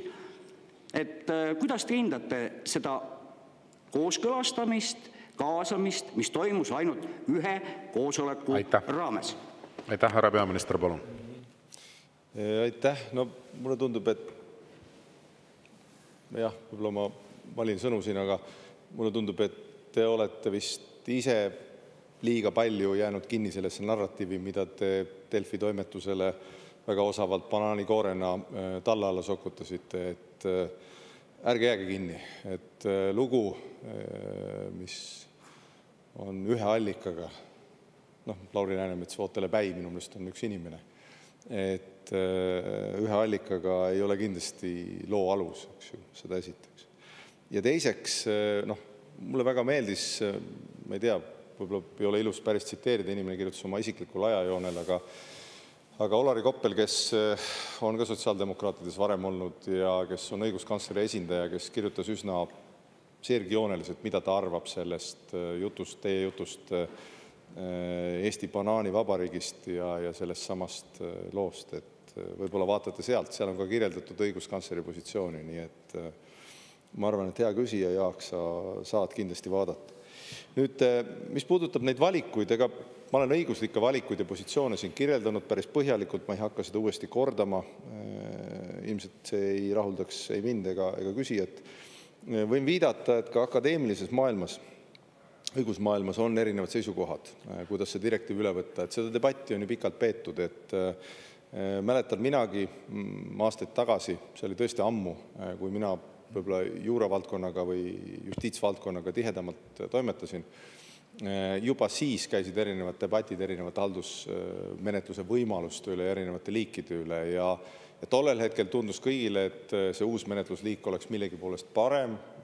Tänaseks on jõutud selleni, et ei ole, aga sellised debatid on päris normaalsed, sest näiteks Tartu Ülikooli avaliku õiguse talitus leiti, et võiks valida haldustrahvi ühes magistritöös ja Tartu Ülikooli karistusõiguse osakonnas magistritöös leitakse jälle, et väärteomenetlus on õige valik. Selliseid seisukohti on väga palju ja ma ütlengi, et ega siis ma saan aru, et te heidate lobi ette, mina lobi suhtes ei ole kuidagi kriitiline, õnneks mind sellel teemal ei ole lobistatud, aga see, mis puudutab õiguskantsleri positsiooni, ma arvan, et seda võiks siiski austada ja arusaamist, et see uus menetlus teeb kõike seda, mida ka eelmine oleks teinud ja ka aegumise väited, mida Lauri Läänemets ilmselt infopuudusest, ta ei olnud seda eelnõud ilmselt läbi lugenud, esitas, ei vasta ka päris tõele. Aitäh! Ja lisaküsimuse esitab Reili Rand, palun. Aitäh, lugupeetud istungi juhataja, hea peaminister. Et alustan ka sellise üldise tähelepanekuga, et loomulikult on muljetavaldav, et sotsiaaldemokraate on tänases infotunnis mainitud kõige rohkem, et eks see on tunnustus meie tugevale tööle nii koalitsiooni kui opositsiooni poolt. Aga veelgi enam ei saa markeerimata jätta, kuidas mind hämmastab, et peaminister ei usu Eesti vabasse ajakirjandusse ja veelgi enam et suur osa meie ajakirjanikke teeb kvaliteetset tööd. Aga tulles nüüd konkurentsiseaduse juurde, et selget vastust me tegelikult ei täna ega selle eelneva eelnõu menetluse käigus ei ole saanud, et mis siis selle Reformierakonna järsu meelemuutuse taga on. Aga võib-olla tõesti see ei kannatagi valjult väljaütlemist. Aga sisu siiski väärib kriitilist tähelepanu, et nii Priit Pikamäe, kes on siis Tartu Ülikooli õigusteaduskonna direktor, kui ka endine Euroopa kohtujurist, kui riigikohtunik Ivo Pilving on korduvalt rõhutanud, et vastuvõetud eelnõu loob killustatud ja mitmekordse menetluse, mis suurendab halduskoormust ja bürokraatiat nii riigile kui ka ettevõtjatele. Seda võrreldes siis algse tervikliku ja selgema menetlusmudeliga, mille suunas siis varem liiguti. Teie valitsus on sõnades lubanud lihtsamat, selgemat ja väiksema halduskoormusega asjaajamist. Seda enam on üllatav, et konkurentsimenetluse puhul just kui see argument ei kehti ja valisite lahenduse, mis on riigile keerulisem, ettevõtjale segasem ja tulemuste mõttes ka küsitava väärtusega. Seetõttu ma küsingi, et miks te valisite siis konkurentsiseaduse puhul lahenduse, mis on ekspertide hinnangul halduslikult keerukam, kulukam ja tulemuslikkuse mõttes ebaefektiivne.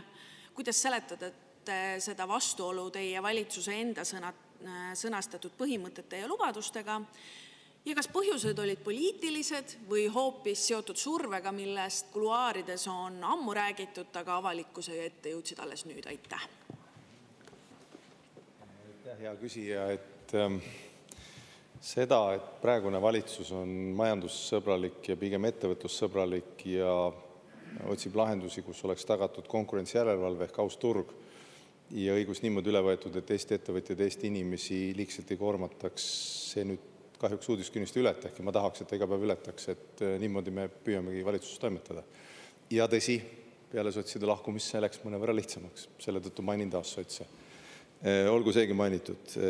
Nüüd, te räägite dramaatilisest, et üks versioon on kehvem kui teine. Ma püüan teile öelda ja uskugi see ajalugu on veidi pikem.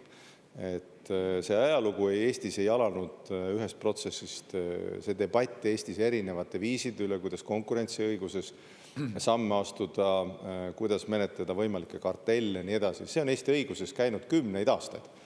Ja ütleme nii, et valdkonna mittetundmine ei tee ühte väidet paremaks. Ta pehmelt öeldes teeb selle väite õhemaks. Nüüd, mis puudutab meelemuutust, siis nagu ma ütlesin, mõlemad variandid on võimalikud. Kui te viitate Riigikantselei positsioonile, siis Riigikantselei on ka kirjeldanud, mis on ühe variandi pluss ja miinus ja õiguskantsler on kirjeldanud. Ma saan aru, et te panete õiguskantsleri ka lobistatud poliitikute ritta, mina seda viga ei teeks. Aga kuna te nii kaljukindlalt usute oma õigusesse selles samas loost, igalt poolt mujalt, esitate seda sama positsiooni, siis mina saan kirjeldada, mida selle menetlusega teha saab ja kuidas see Eesti turgu ausamaks muudab ja seda ma olen teinud. Ja ärme siiski häbene, et oleme siiski ausad, sotsiaaldemokraatide nüüd näete jälle mainisin, lahkumisel valitsusest õnnestus see 3000 eurot päevas tiksuv arve läbi raiuda. Me maksame 835 000 eurot koos. Ja siis me arutame, kuidas mingisse valdkonda leida raha juurde, kuidas astuda erinevaid samme.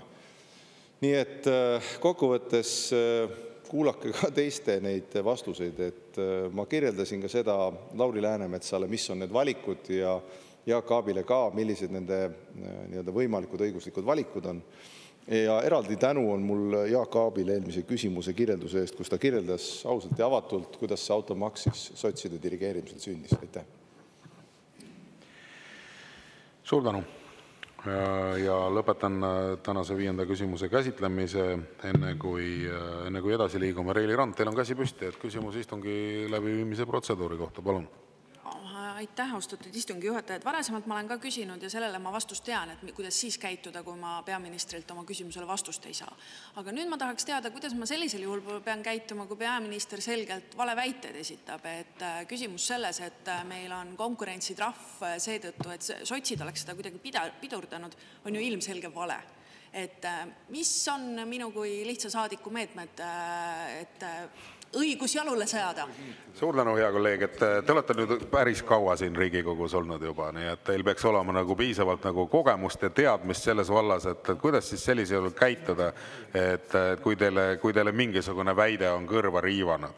et kui ma nüüd hakkan teile kõiki teie võimalusi ette lugema, et siis tõenäoliselt me kulutame lihtsalt kolleegide arvelt väga palju aega, aga ma lihtsalt pakun teile ühe võimalusena välja selle, et te võite esitada, kuna me läheme suvepuhkusele, mitte me küll ei puhka jah, selles mõttes, et me läheme suvel teistsugusesse töörežiimi, aga teil on võimalik esitada kirjalik küsimus härra peaministrile. Ja head kolleegid, me liigume edasi 6. küsimuseni, milleks on energeetika ja keskkonnaminister Andres Sutile suunatud küsimus. Küsib Riigikogu liige Aleksandr Tšaplõgin ja teemaks on energeetika tulevik. Aleksandr Tšaplõgin, palun. Aitäh, lugupeetud istungi juhataja, lugupeetud minister. Hiljuti väitsite, et Eesti energiajulgeoleku tagamiseks tuleb ehitada veel 400 tuulikut. Sellega seoses tekkis mul mitu küsimust. Esiteks, veebruaris ja märtsis oli elektri hinnad Eestis tavapäraselt kõrgemad, kuna tuult ei olnud ja tuulepargid ei töötanud. Millest tuleneb teie kindlus, et uute tuulikute ehitamine muutub olukorra paremaks? Võib olla hoopis vastupidi, me muutume veelgi enam ilma sõltuvaks. Teiseks, tuuleenergiat subsideeritakse tänapäeval tarbijate poolt. Kas see tähendab, et uute tuulikute ehitamine suurendab veelgi nende subsiidiumide mahtu? Ja kolmandaks, riigiettevõtte Enefit Green on teatanud, et madala elektri hinna korral ei toodeta tuuleenergiat üldse. Kas see tähendab, et tuuleenergia tootmine on kasumlik vaid kõrgete hindade juures? Aitäh! Aitäh, hea küsija. Kindlasti me vajame rohkem kohapealseid ehk eestimaiseid tootmisvõimsusi ja kuna meil päikeseenergia või päikeseelektri tootmise turg on juba üsna küllastunud, siis meil kõige kiirem ja kasutamata potentsiaal on just nimelt tuuleenergias. Ja seda, et taastuvenergia aitab tuua alla elektri hinda, on muuhulgas öelnud ka teie erakonna liige Taavi Aas, kui ta vastutas energeetika eest 21. aasta novembris, kutsus ka Taavi Aas üles kiiresti rajama taastuvenergia tootmisvõimsusi ja selles mõttes ma olen Taavi Aasaga väga nõus. Nüüd, nagu te oma küsimuses ka viitasite, siis kui meil tuleb turule rohkem taastuvenergiat, siis tulevad allapoole ka elektrihinnad. Ma ütlesin ennem, et päikeseenergia tootmine on Eestis, meil on installeeritud üle 1200 megavati, mille tõttu on meil olnud ka viimastel kuudel väga palju päevi, kus on olnud miinushinnad, mis on olnud hea tarbijale, aga kindlasti mitte suur rõõmusõnum tootjale. Ja möödunud aastal me importisime 1/3 oma tarbitud elektrist, nii et seal on ruumi küll, mida kohapealsete investeeringutega täita. Ja kui te küsite toetuste kohta, siis tegelikult toetused on ajas vähenenud. Need tuulepargid, mis kunagi aastaid tagasi kvalifitseerusid toetusele, 12 aastat on täis saanud ja selle tulemusena on tegelikult ka nad toetusskeemi alt väljas. Ja meil on veel kavas siis järgmine kuu kuulutada välja ka vähempakkumine taastuvenergia võimsuste loomiseks, selleks, et meil oleks rohkem investeeringuid energeetikasse ja loomulikult on seal kõige suurem potentsiaal just maismaa tuulel. Nii et kasutame need võimalused ära, mis meil on ja me saame kokkuvõttes kindlasti madalama elektri hinna. Näiteks juunikuus on keskmine elektri hind olnud meil natukene madalam kui 59 eurot megavatt-tund. Aitäh! Suur tänu ja Aleksandr Tšaplõgin, teil on täpsustav küsimus, palun. Aitäh, lugupeetud minister. No ma ei tea, mida väitis omal ajal Taavi Aas, kes ei ole enam Keskerakonna liige, aga ma tean, et põlevkivienergia oma hind on 2 euri, aga tuuleenergia oma hind on 8 euri, kui me ei võtta arvele maksud. Aga küsimus on järgmine. Ma ei tea, kas te olete kursis, kuidas elektri hind Eestis tänapäeval kujuneb. Uurisin seda teemat ja sain huvitavat infot. Selgub, et vaid 11% tehingutest Nord Pooli börsil lõpeb reaalse elektriostud lepinguga. Ülejäänud 98% on spekulatsioonid. Sain ka vastuse küsimusele, miks maksab elekter Eestis rohkem kui Soomes. Selgub, et hinnavahe pistetakse endale taskusse meie ettevõtte Elering ja selle Soome partner. Mul on küsimus, kas sellist olukorda saab nimetada vabaturuks ja ausaks konkurendiks? Ja kas ei oleks Eestis aeg kaaluda elektribörsilt lahkumist, kus meie tarbija sisuliselt rikastab spekulante? Aitäh! Aitäh, hea küsija! Ma ei tea, kuskohast teie andmed pärinevad, aga kindlasti kui ma nüüd õigesti kuulsin, siis te ütlesite, et põlevkivi energia või energeetika hind oleks 2 eurot või 2 senti megavatt-tund, ma ei tea, mis seal täpselt läbi kõlas, et me kõiki väga hästi teame, kui oli universaalteenus omal ajal, siis see oli üle 15 sendi megavatt-tund. Turuosalised ise on öelnud, et uue põlevkivivõimsuse rajamisel oleks oma hind kuskil 18 senti, ehk et me räägime 180 eurost megavatt-tund, nii et on selge, et kõige konkurentsivõimelisema hinnaga on taastuvenergeetika. Nüüd, neid mõtteid on siin aeg-ajalt ju kõlanud, et me võiksime elektribörsilt lahkuda. Nagu hästi lihtne küsimus selles olukorras on see, et kui meil eelmine aasta oli 1/3 elektrist puudu, kus kohas me selle elektri ostaksime.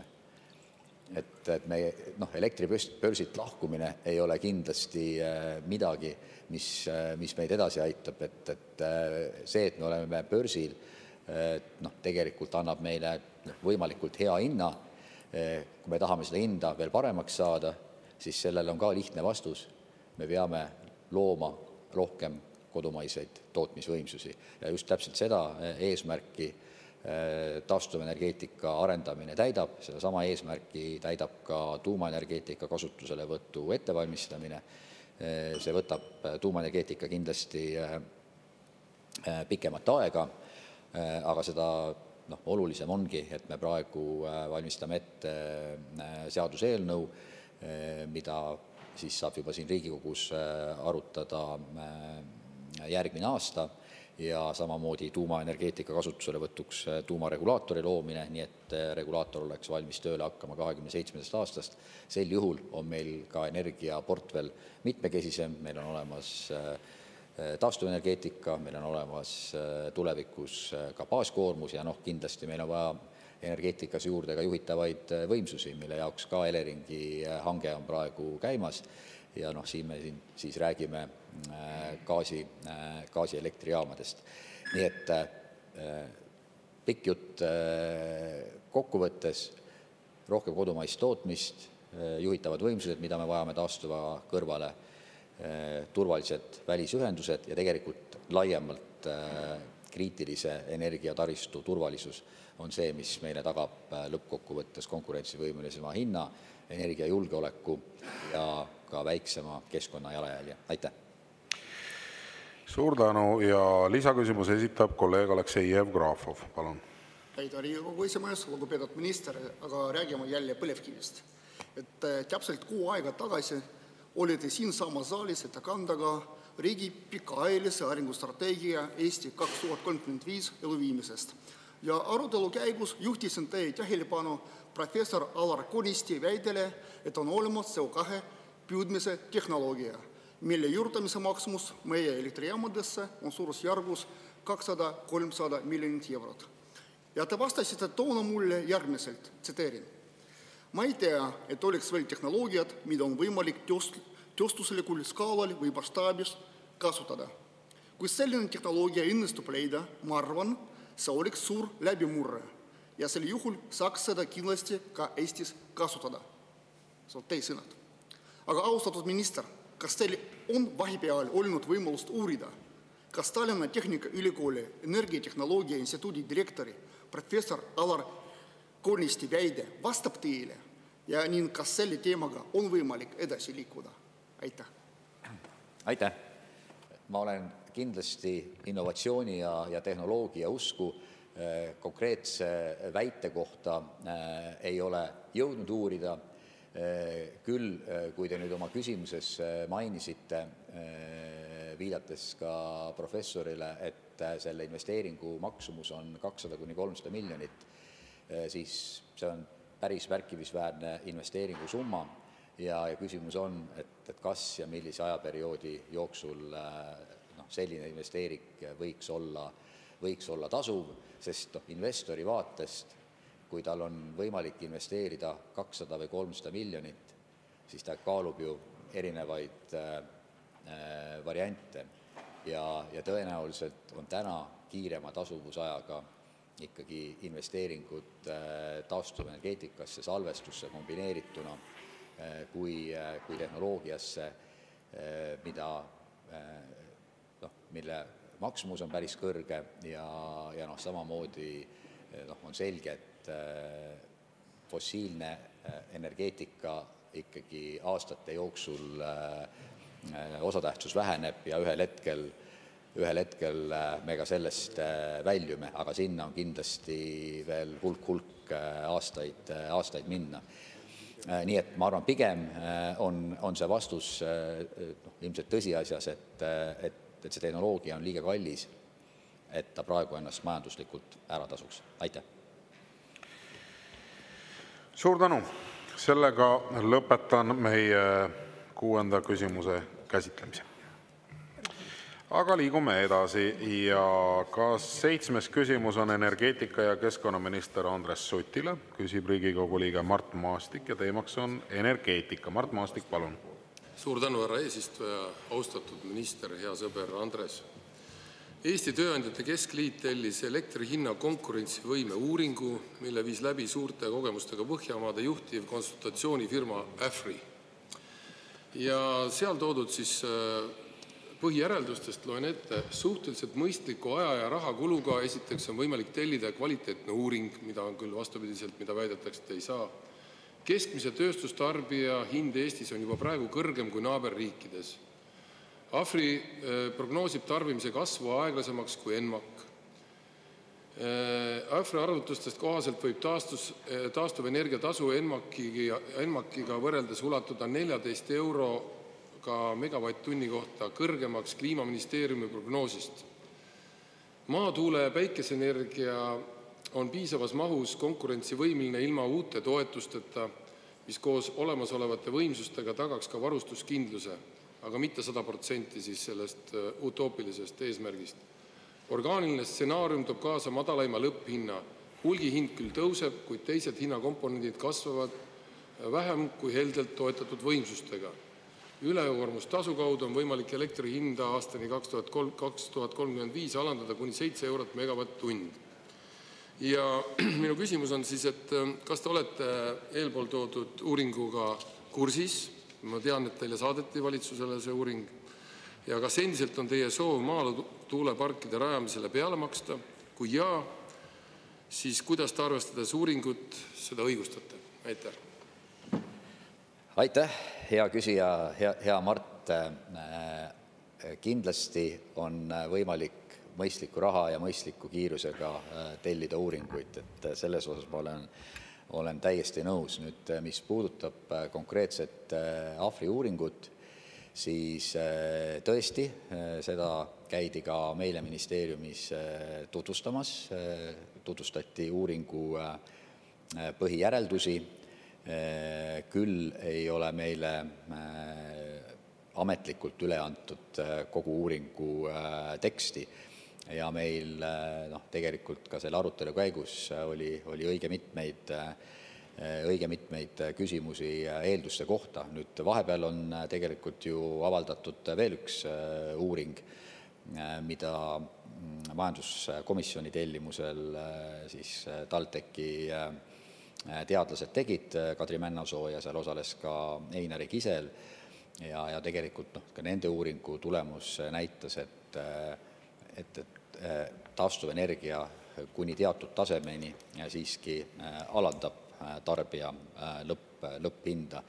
Ja ma arvan, see vastus seal peitubki, et kui me soovime suurendada kohapealset või kodumaist tootmisvõimsust ja seda meil on vaja, kuna me jätkuvalt sõltume elektri impordist möödunud aastal, nagu ma siin eelnevalt mainisin, circa kolmandiku jagu, siis taastuvenergeetika on selleks kõige kiirem viis. Ja see on ka samamoodi teada, et taastuvenergia hinnad on odavamad kui alternatiividel oleks. Nüüd see, mis puudutab elektrienergia lõpphinda ja Eesti paiknemist siis erinevate riikide võrdluses, siis seal on teatud erisused tarbijagruppide vahel, et kui me võtame näiteks samad Läänemere riigid ja vaatame, kuidas Eesti selle piirkonna riikides kõrvutub, siis kodutarbija jaoks on elekter siin odavam. Samamoodi on elektri hind keskmisest madalam väiksema tarbimismahuga ettevõtete puhul ja kus on tõesti hind kõrgem, on just suuremahulised tarbijad. Nii et ma arvan, et Afri uuring kuidagi ei ütle, et meil ei oleks mõtet rohkem taastuvenergiasse investeerida. Aitäh! Suur tänu. Ja Mart Maastik, teil on täpsustav küsimus, palun. No jah, Andres, sul on õigus, et võib loomulikult taastuvenergiasse ka investeerida, aga mitte riik ei pea investeerima subsiidiumite baasil seda tegema, vaid lasta selle vabal turul teha. Küll aga mul on ka teine küsimus, et teatavasti on siis Eesti ja Läti vahel loodud üks ühisfirma Elvind, mis pidi hakkama tootma siis Saaremaa läänerannikul meretuulest energiat. Selle jaoks siis tehti siis ka selline projekt, et Eesti-Läti 4. elektriühendus võiks minna läbi Saaremaa. Ülikallis projekt, üle 2 miljardi läheb maksma. Ja see eriplaneering käib siiani. Aga küsimus on selles, et teatavasti tegeleb ju selle rahastamisega ja kogu selle projekti elluviimisega Keskkonnainvesteeringute Keskus. See on juba 2021. aastast saadik.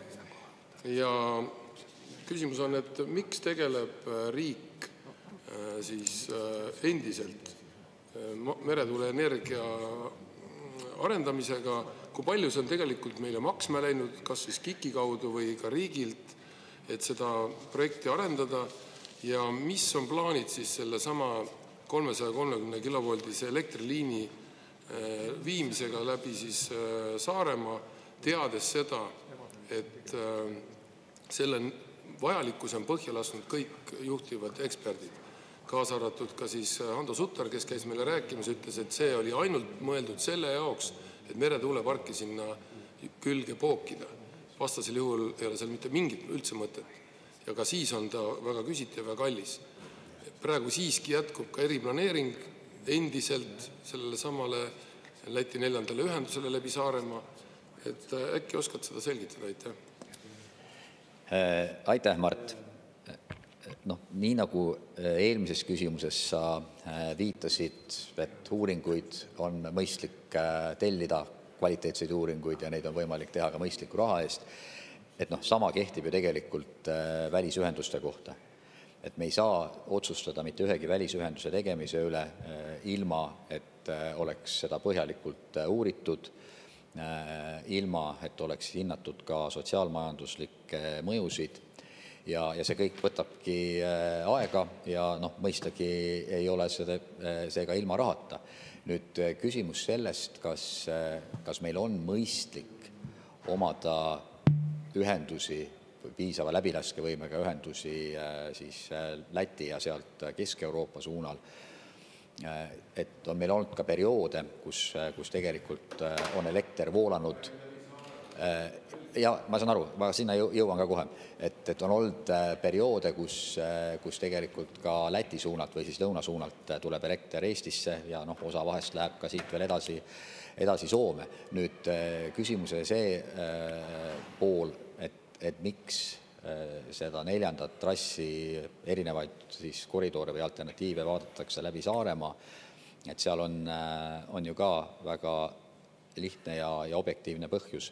See kaabel tuleb ju teisel pool kuhugi ühendada ja selleks, et nendest ühendustest oleks kasu ennekõike meie enda vaatest, siis see ühenduskoht Läti poolel peaks olema Ventspilsis ja loomulikult sealt kaudu tuleb ka see kaabli viimise vajadus üle Saaremaa. Nii nagu sa ise ka ütlesid, et see planeering on käimas on tegelikult ka ju konsultatsioonid, et mis on see optimaalne koridor, kus on kõige väiksemad häiringud ja see on loomulik osa planeerimisprotsessist. Nüüd küsimus selle ühenduse rahastusest. See ühendus on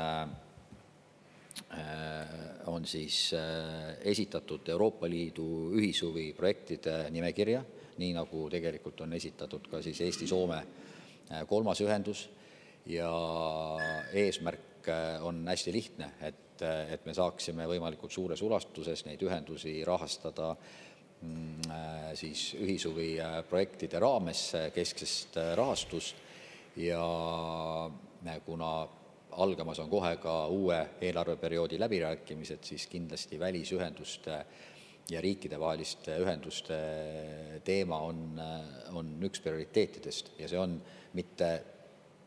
see on ennekõike meie enda huvist vaadates, et meil on nendest kõige rohkem võita. Ma saan aru, et selle trassikoridori siis kavand sinu vaatest võiks minna kuskilt teist rada pidi, aga mingeid kompromisse me siin või teises kohas peame tegema. Aitäh. Ja, aitäh. Lauri Laats, lisaküsimus, palun. Aitäh, lugupeetud Riigikogu esimees, hea minister. No te olete ise välja öelnud ja kui te olite ka majanduskomisjoni liige, siis üheks majandusmootoriks on kindlasti odav energia, et siia nagu ettevõtted saaks tulla midagi rajama. Ja siis ajatakse seda roheenergiapoliitikat, mis tegelikult minu arust väga palju vilja ei kanna, ei too ja lisaks on tekitanud muidki muresi ja kui me vaatame üldist praegu energeetikamaastikku, siis seda investeerimissoovi nii palju ei ole, kui ta oli varem ja see on tingitud väga paljudest asjadest. No et esiteks ta on tingitud sellest, et Norstat ja kui me vaatame seda hinda seal ja kõik ettevõtted ju börsil osalevad, siis seda volatiilsust hindades on päris palju.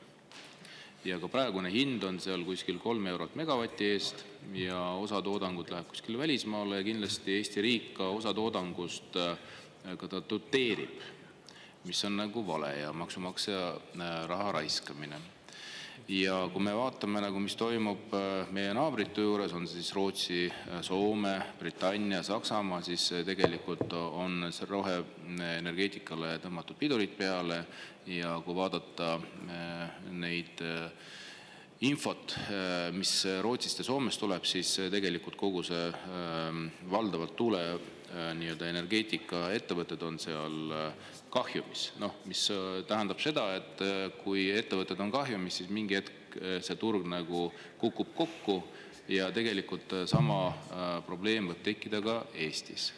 Sest lähtuvalt ma küsin, et kas see poliitika arendamine ainuke viis, kuidas majandust tõsta või me võiksime ka otse ettevõtetega suhelda ja pakkuda lahendusi välja, kuidas tuua ettevõtet ja raha Eesti riik. Aitäh. Aitäh, härra minister, palun. Jaa, aitäh. Kindlasti majanduse konkurentsivõime jaoks on puhta energia olemasolu väga tähtis, et see on ka põhjus, miks te viitasite ise ka Soomele. miks Soome on suutnud päris hästi ligi meelitada energiamahukaid ettevõtteid, ükskõik kas me räägime andmekeskustest või muudest valdkondadest ja kui ma nüüd ei eksi, siis Soome peaks olema juba suurusjärk 95% oma energiaportfellist puhta energia peal, eks ole, mis siis sisaldab nii tuumaenergiat, tuumaenergia on osa puhtast energiast, nii tuumaenergiat, tuult kui natukene ka päikest ja Soomes peaks olema hüdro ka.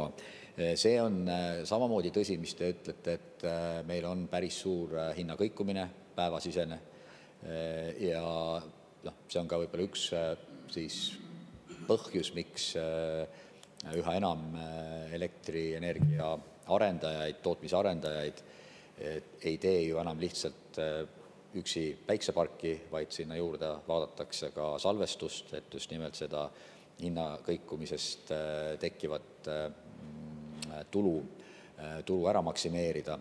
Ja ideaalses maailmas on ju kõige parem, kui on võimalik tekitada ühe ühenduse juurde või külge tuulepark, päikesepark koos salvestusega. Ja veel parem, kui sinna lähedale on siis võimalik luua ka tootmist ja tööstusettevõtteid, mis aitaks arendada ka pikaajalise elektri ostumüügilepingute ehk PPA-de turgu. Nii et ma arvan, et siin turg otsib ka niisugust nagu õiget tasakaalu või optimumi, et kui kunagi meil oli päikseenergia rajamise buum, mida toetasid eriti 2022. aastal siis väga kõrged energiahinnad, et siis tõesti praegu, kui seda päikseenergiat ei rajata oma tarbimise katteks, siis eraldi võetuna Excel ei kipu enam väga hästi töötama. Ja mida rohkem tuleb turule salvestust, kaasa arvatud siis lühiajalist või praegu ongi peaasjalikult lühiajaline, et seda rohkem on, ma arvan, võimalik ka neid hinnatippe allapoole tuua ja siis neid lohke samamoodi, eks ole, et oleks ka vähem miinushinnaga tunde. Ja praegu investori jaoks kindlasti ongi see harjutus palju nõudlikum, kui ta ennem oli, et tulebki vaadata erinevate tootmisviiside ja salvestuse kombinatsiooni, et saavutada siis selline tulemus, mis ka majanduslikult ära tasub. Aitäh! Suur tänu, sellega lõpetan tänase 7. küsimuse käsitlemise. Tänane 8. küsimus on peaminister Kristen Michalile. Küsib Riigikogu liige Mart Helme ja teemaks on julgeolek. Mart Helme, palun. Aitäh, härra eesistuja, lugupeetud härra Michal, vabandust.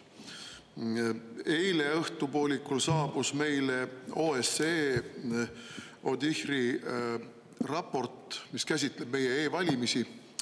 Ja see on vaatamata väga diplomaatilisele sõnastatusele väga kriitiline ja toob välja plokkide kaupa terve hulga puudusi ja kriitikat.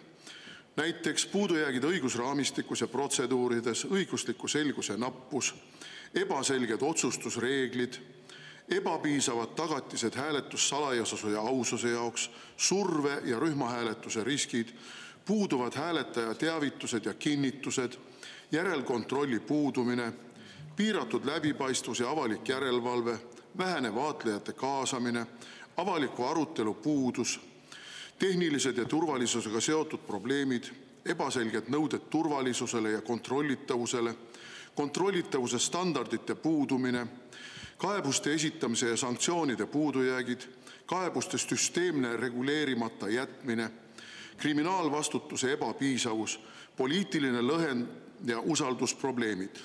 See on hästi lühike loend. Iseenesest raport on kuskil 30 lehekülge pikk ja ma mõistan, et te ei ole saanud sellega tutvuda, aga minu küsimus on nüüd järgmine. Kas te kavatsete sellega tutvuda ja kas te kavatsete selle tutvumise järel kokku kutsuda opositsiooni, kõhklevaid ja kriitilisi rühmi kaasava mingi ümarlaua või muu foorumi, kus kogu see analüütika lahti võetakse ja järeldused tehakse ja vastavad sammud astutakse, et need puudused likvideerida või e-hääletus üldse vähemalt eelseisvatel ja järgmistel Riigikogu valimistel kasutamata jätta, sest et see kriitika, nagu ma ütlesin, diplomaatilisele sõnastatusele vaatamata on ikkagi purustav. Aitäh. Aitäh. No ma arvan, et eks see on ka loomulik, et mis tahes auditit küsides üldiselt auditit ka soovitusi annavad, et mis tahes ettevõttes audiitor siiski küllap oma soovitusi jagab, et sellega ilmselt ei ole seda kuidagi erinev. Jah, teil on õigus, ma ei ole jõudnud selle raportiga tutvuda. Küsin endale välja ja küllap ma siis vaatan ka peale. Ma tean, et see tekitab lainetust just eeskätt nende hulgas, kelle jaoks e-valimised justkui ei ole midagi sellist, mida toetada. Eestis siiski ma ütleks, et e-valimised on usaldusväärsed. Et kui ma vaatan laiemalt Eesti inimeste online-kanalites erinevate teenuste kasutamist, Eesti on üks väheseid riike, milles e-teenustes või praktiliselt 100% peaaegu meie teenustest on online-keskkonnas kättesaadavad, isegi lahutus ja abielu. Lõpuks muidugi peab ilmselt ise kohale jõudma. Et needki on online-teenustes kättesaadavad, nii et Eesti on väga kõrgelt arenenud digiriik, ehkki me ise tahame, et paljud asjad oleks paremad, teame, et mõned asjad tuleb paremaks teha, mõnda kohta tuleb investeerida. Aga mis valimistesse puutub, siis kui seal on mingeid asjalikke soovitusi, ma olen kindel, et valimiskomisjon sellele peale vaatab. Valimiskomisjon ei ole poliitiline, vaid ta on poliitikaväline organ, kes siis tutvub sellega ja kui sealt on mingeid soovitusi või parandusi, kindlasti võetakse arvesse, aga jah, ma ütlen nii, et ma tean, et meie vaated on erinevad selles küsimuses, et mina arvan, et e-valimised toimivad kenasti, teevad inimestele valimistel osalemise mugavamaks. Ja isegi kui teine erakond kuskil piirkonnas saab rohkem hääli, ma ei arva, et see süsteemi viga on, vaid küllap see on ikkagi rahva tahe. Aitäh. Suur tänu. Mart Helme, teil on täpsustav küsimus, palun. No ma ikkagi soovitan jah, teil väga põhjalikult seda raportit lugeda, sest seal tuuakse ikkagi väga selgelt välja see, et ta on auditeerimata, seal on auditeeritud ainult üksikuid lõike, terviklik auditeerimine on toimumata jäänud, mis tähendab seda, et on augud sees just nimelt seal, kus on võimalik hääli vahetada või hääli lugemata jätta või hääli valesti lugeda. Et need ei ole minu väljamõeldised praegu, siin te võite öelda, et meil on erinev arvamus. Jah, meil on kindlasti erinev arvamus ja ma olen selle umbes 50% inimeste hulgas, kes arvavad, et e-valimised sellisel kujul on kõlbmatud ja nad on manipuleeritavad ja ma olen veendunud ka selles, et 23. aasta valimised on võltsitud ja te ei ole legitiimne ja seega olete te tegelikult Eesti Vabariigile julgeolekuoht. Aga mis me siis nüüd siit järelduse teeme? Järelduse teeme selle, et nüüd te ootate ära, kuni Stratcom teile jutupunktid ette kirjutab ja hakkate siis neid Stratcomi jutupunkte ketrama, et kõik on korras ja jätkame samas vaimus. No samas vaimus ei saa jätkata, sest nagu ma ütlesin, see raport on ülimalt kriitiline ja toob välja nii õiguslikud, tehnilised kui ka ütleme siis niimoodi usalduse probleemid kogu selle e-hääletusega seoses. Ja kui me nüüd tuletame meelde, et alles äsjaga valimiskomisjon otsustas neid niinimetatud M-valimisi mitte korraldada sügisel, sellepärast et on ka väga selge, et nad ei ole kontrollitavad, seal on nii tehnilisi kui muid probleeme, siis me peame tulema ikkagi siin sellele seisukohale ja ühisele seisukohale, et kui me tahame, et meil Eestis võim on legitiimne ja rahva poolt usaldatav ja tegelikult esindab rahva tahet, siis ei saa lihtsalt vaadata umbes tuima näoga, et me teeme mõned kosmeetilised liigutused ja siis läheme edasi, nii nagu midagi poleks juhtunud. Et ma arvan, et praegu Eesti avalikkus ootab Stenbocki majast väga selget signaali ja initsiatiivi, et see olukord muutuks. Ja minu küsimus oli, kas te kavatsete teha, kutsuda kokku kas mingi ümarlaua, kus oleks kaasatud kõik need, kes toetavad, need, kes on vastased, need, kes on kõhklevad, et see asi siis ikkagi korda teha. Tuletan meelde, ka Riigikohus on öelnud, et siin on puudujääke, aga need puudujäägid peab kõrvaldama Riigikogu. Ja Riigikogusse ei ole tulnud koalitsioonide poolt mitte mingisuguseid vastavaid initsiatiive. Kas neid initsiatiive on nüüd oodata pärast seda raportit? Aitäh! Ja aitäh, hea küsija. No mul ei võtnud just väga mitut minutit, ma sellel küsimuse ajal, vabandust, guugeldasin siin ja näen, et valimised.ee on peaaegu iga aasta on OSCE käinud hindamas ja kirjutanud raporti, siin on puhtas eesti keeles kõik need raportid ka üleval, nagu M-valimiste kohta erinevad soovitused ja materjalid, et mulle tundub, et valimiskomisjon on väga avatud olnud selles, et kogu see materjal on siia kõigil üles pandud, keda vähegi huvitab.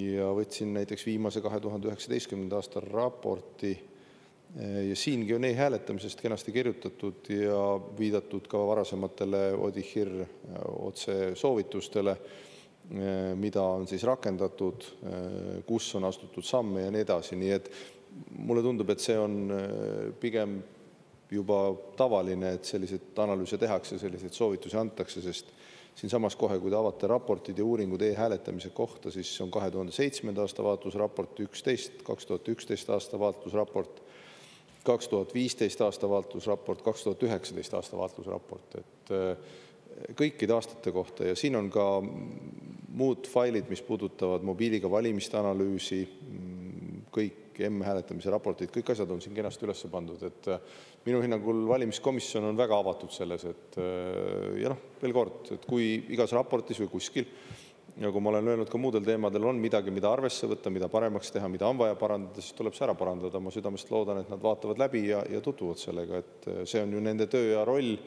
ja ma rõhutan, nad on poliitikavälised, et see ei ole poliitikute mänguvali, vaid ikkagi valimiskomisjon. Aitäh!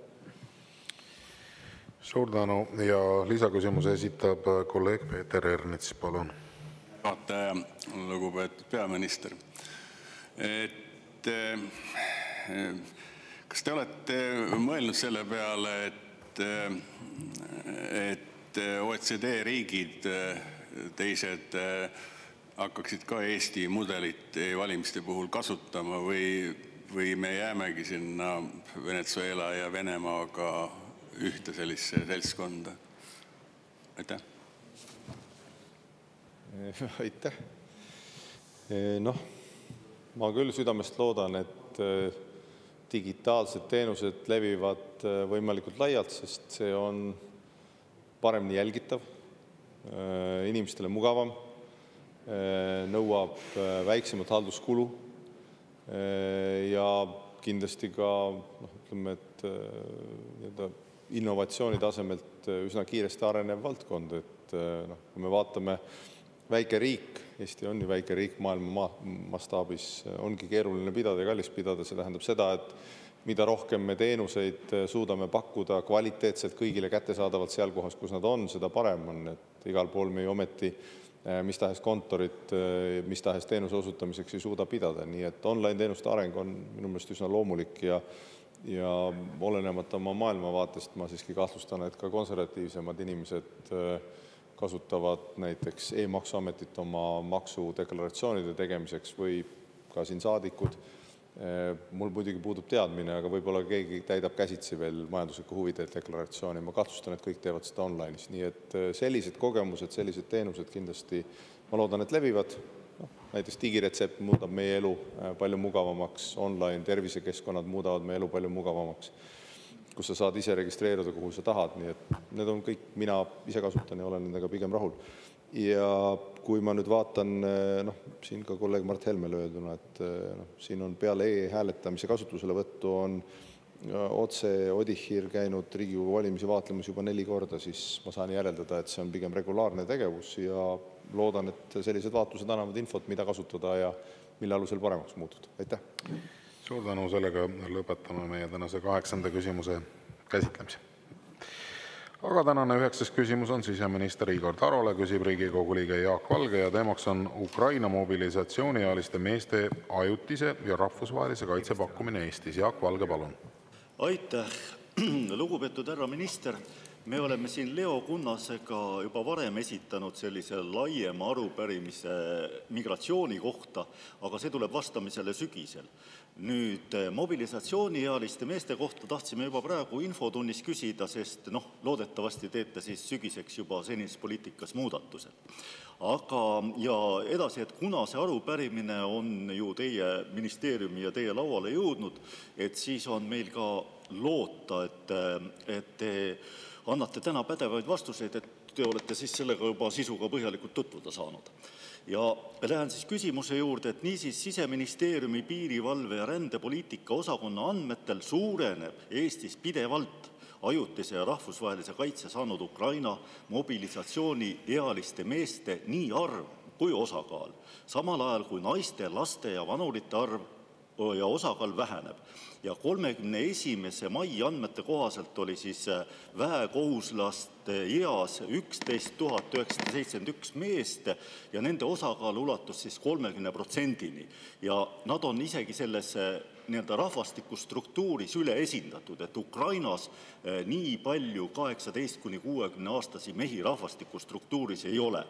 Ja ometi on ju väekohuslastel reeglina keelatud Ukrainast hoopis lahkuda.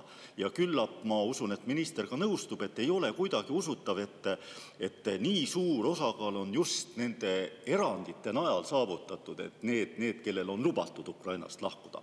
Nii, ja küsin, et kas teile ei tundu imelik ja isegi ütleme nii, et naeruväärne, et sõja eest vajavad Eestis kaitset mitte lapsed, naised ja vanurid, või mitte eelkõige naised, lapsed ja vanurid, vaid just mobilisatsiooniealised mehed.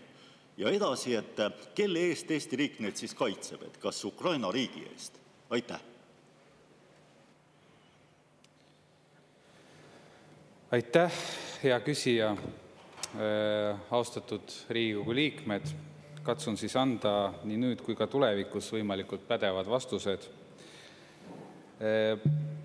Tahaks rõhutada, et Eesti on olnud Ukraina kõrval ja on seda ka tulevikus. Ukrainlased on meie vennad ja me anname neile igakülgset abi selles keerulises olukorras, kus nad on. Nüüd ajutise kaitse regulatsioon on üleüldine Euroopa Liidus. Samamoodi nagu ka täiendava kaitse regulatsioon, see ei lähtu kunagi sellest, millisest soost või millises vanuses inimene on. Et kui ta vajab seda kaitset kõikide kriteeriumide kohaselt, et tema kodumaal käib sõda, siis ta selle kaitse Eestilt ka saab. Eesti jagab kindlasti seda Ukraina seisukohta, et kõik, kellel on võimekus Ukrainat kaitsta, peavad seda tegema. Ja me oleme korduvalt pakkunud Ukraina saatkonnale koostööd erineva informatsiooni vahendamisel Ukraina kodanikele, aga seni ei ole nad pakkumist kasutanud. See tähendab, et Eesti kindlasti ei kaitse kedagi Ukraina eest, Eesti kaitseb inimesi Venemaa agressiooni eest. Me pakume seda kaitset sellepärast, et Ukrainas on sõda. Ma toon teile näite, kui te nägite paar päeva tagasi neid kohutavaid pilte ühest suurest kortermajast, mille terve trepikoda oli purustatud raketiga. Siis näiteks minu talus elanud õpetaja elab seal majast ainult 150 meetri kaugusel, mis näitab seda, et seal riigis on tõesti väga ohtlik viibida ja see on juhuse tahe, kas saab sinu maja raketiga pihta või saab naabermaja. Et mitte keegi ei ole seal kaitstud selle Venemaa agressiooni eest. Et selles mõttes ma ei näe, et me saaksime siin teha kuidagi teistsuguseid valikuid, et kui inimene on Eestisse jõudnud, kui ta vajab kaitset, siis ta selle saab. Ainus põhjendus, miks keelduda, on julgeolekuoht Eesti riigile ja sellisel juhul kaitset ka ei anta, selliseid inimesi siis Eestis ei lubata viibida. Aitäh! Aitäh! Mul oleks ettepanek kolleeg Valgele, et teha lühidalt ja samamoodi ka ministrile, et teha lühidalt, et siis me jõuame selle ühe küsimuse veel ära käsitleda. Jaak Valge, palun, teil on täpsustav küsimus. Aitäh, katsun teha lühidalt. Siiski vaadake, lugupeetud minister, et Lätis ja Leedus on hoopis teistsugused ajutise ja rahvusvahelise kaitse proportsioonid kui Eestis. Ja seal on rahvusvahelised kaitset saanud ainult üksikud mobilisatsiooniealised mehed. Et seega nagu teie väide, et just meil on asja eest teist taga, küsivad need mobilisatsiooniealised mehed kaitset ja Lätis ja Leedus ei küsi, et justkui, et see nagu ei päde, et nemad, küsimus on ikkagi selles, või põhjus peab olema selles, et meie tingimused, millal nad saavad seda kaitset, on siis teistsugused kui Lätis ja Leedus, sellepärast, et pilt on kardinaalselt erinev. Nii, nüüd 2024. aasta alguses siis Eestis viibides vastas Ukraina president Zelenskõi ajakirjaniku küsimusele, et kas Eesti peaks Ukrainale välja andma mobilisatsiooniealised mehed, vastas nii, et need mehed peaksid ikkagi olema Ukrainas ja abistama Ukrainat ja see isegi ei puuduta ainult eesliinil sõdimist. Ja küsin, et kas Eesti kontrollib selle kaitse andmisel siis tõendit väeteenistusest vabastamise kohta ja kuidas on reageeritud Ukraina presidendi soovile, et Eestis asuvad Ukraina mobilisatsiooniealised mehed oleksid Ukrainas. Te ütlesite, et Eesti on pakkunud koostööd. Kas Eesti on andnud Ukrainale nende mobilisatsiooniealiste meeste andmed, et Ukraina saaks kontrollida, kas nad on väekohuslased ja ebaseaduslikult Ukrainast lahkunud? Ja kui ei ole, et siis miks ei ole andnud? Aitäh! Aitäh, hea küsija. Kõigepealt võib-olla märgiks, et ei oska kommenteerida kuidagi Läti ega Leedu statistikat, et miks seal asjad teistmoodi on. See, et seal pilt on kardinaalselt erinev, võib tuleneda ka nende sellisest kardinaalselt erinevast eelnevast olukorrast. Et nagu te ise mainisite, siis seda rahvusvahelise kaitse liiki on neid on nagu kahte liiki seda rahvusvahelist kaitset, mida Eesti on andnud. Ajutine kaitse on siis see, mida antakse neile, kes olid sõjategevuse puhkemise seisuga Ukrainas ja täiendav kaitse on siis neile, kes olid Ukrainast väljas, ehk siis näiteks nad võisid olla juba Eesti pinnal. Et see, et nad Eesti pinnal olid sel hetkel, see ei tähenda, et me ei saa neile või meil on alus neile kaitse andmisest kuidagi keelduda. Et olukord Ukrainas on ikkagi keeruline. Nüüd võib-olla on tõesti asi selles, et omal ajal enne täiemahulise sõjalise tegevuse algust võis Eestisse saabuda rohkem Ukraina mehi, kes tulid siia tööle, kes panustasid siia meie majandusse, panustavad siiamaani. Mõned neist läksid kohe sõja esimesel päeval minema, mõned neist jäid siia. Et ma ei oska nüüd kommenteerida, kui palju see täpselt nüüd olukorda mõjutas, aga nagu ma juba ütlesin, et ma võin üle korrata veel kord, et Eesti on pakkunud Ukrainale seda koostöövõimalust, on pakkunud saatkonnale seda võimalust, et kui soovitakse seda infot vahetada, siis seda on võimalik teha. Ma ei oska ka kommenteerida, mida Ukraina president oma intervjuus täpselt silmas pidas. Igal juhul Eesti siin kedagi nagu ei varja, ei hoia kinni, on valmis nagu infot jagama, seda koostööd siiamaani ei ole, ütleme, soovitud teha. Aitäh, härra minister, ja ma tänan kõiki tänases infotunnis osalemise eest ja sellega on meie tänane infotund lõppenud. Me jätkame täpselt kell 2 algava Riigikogu täiskogu istungiga.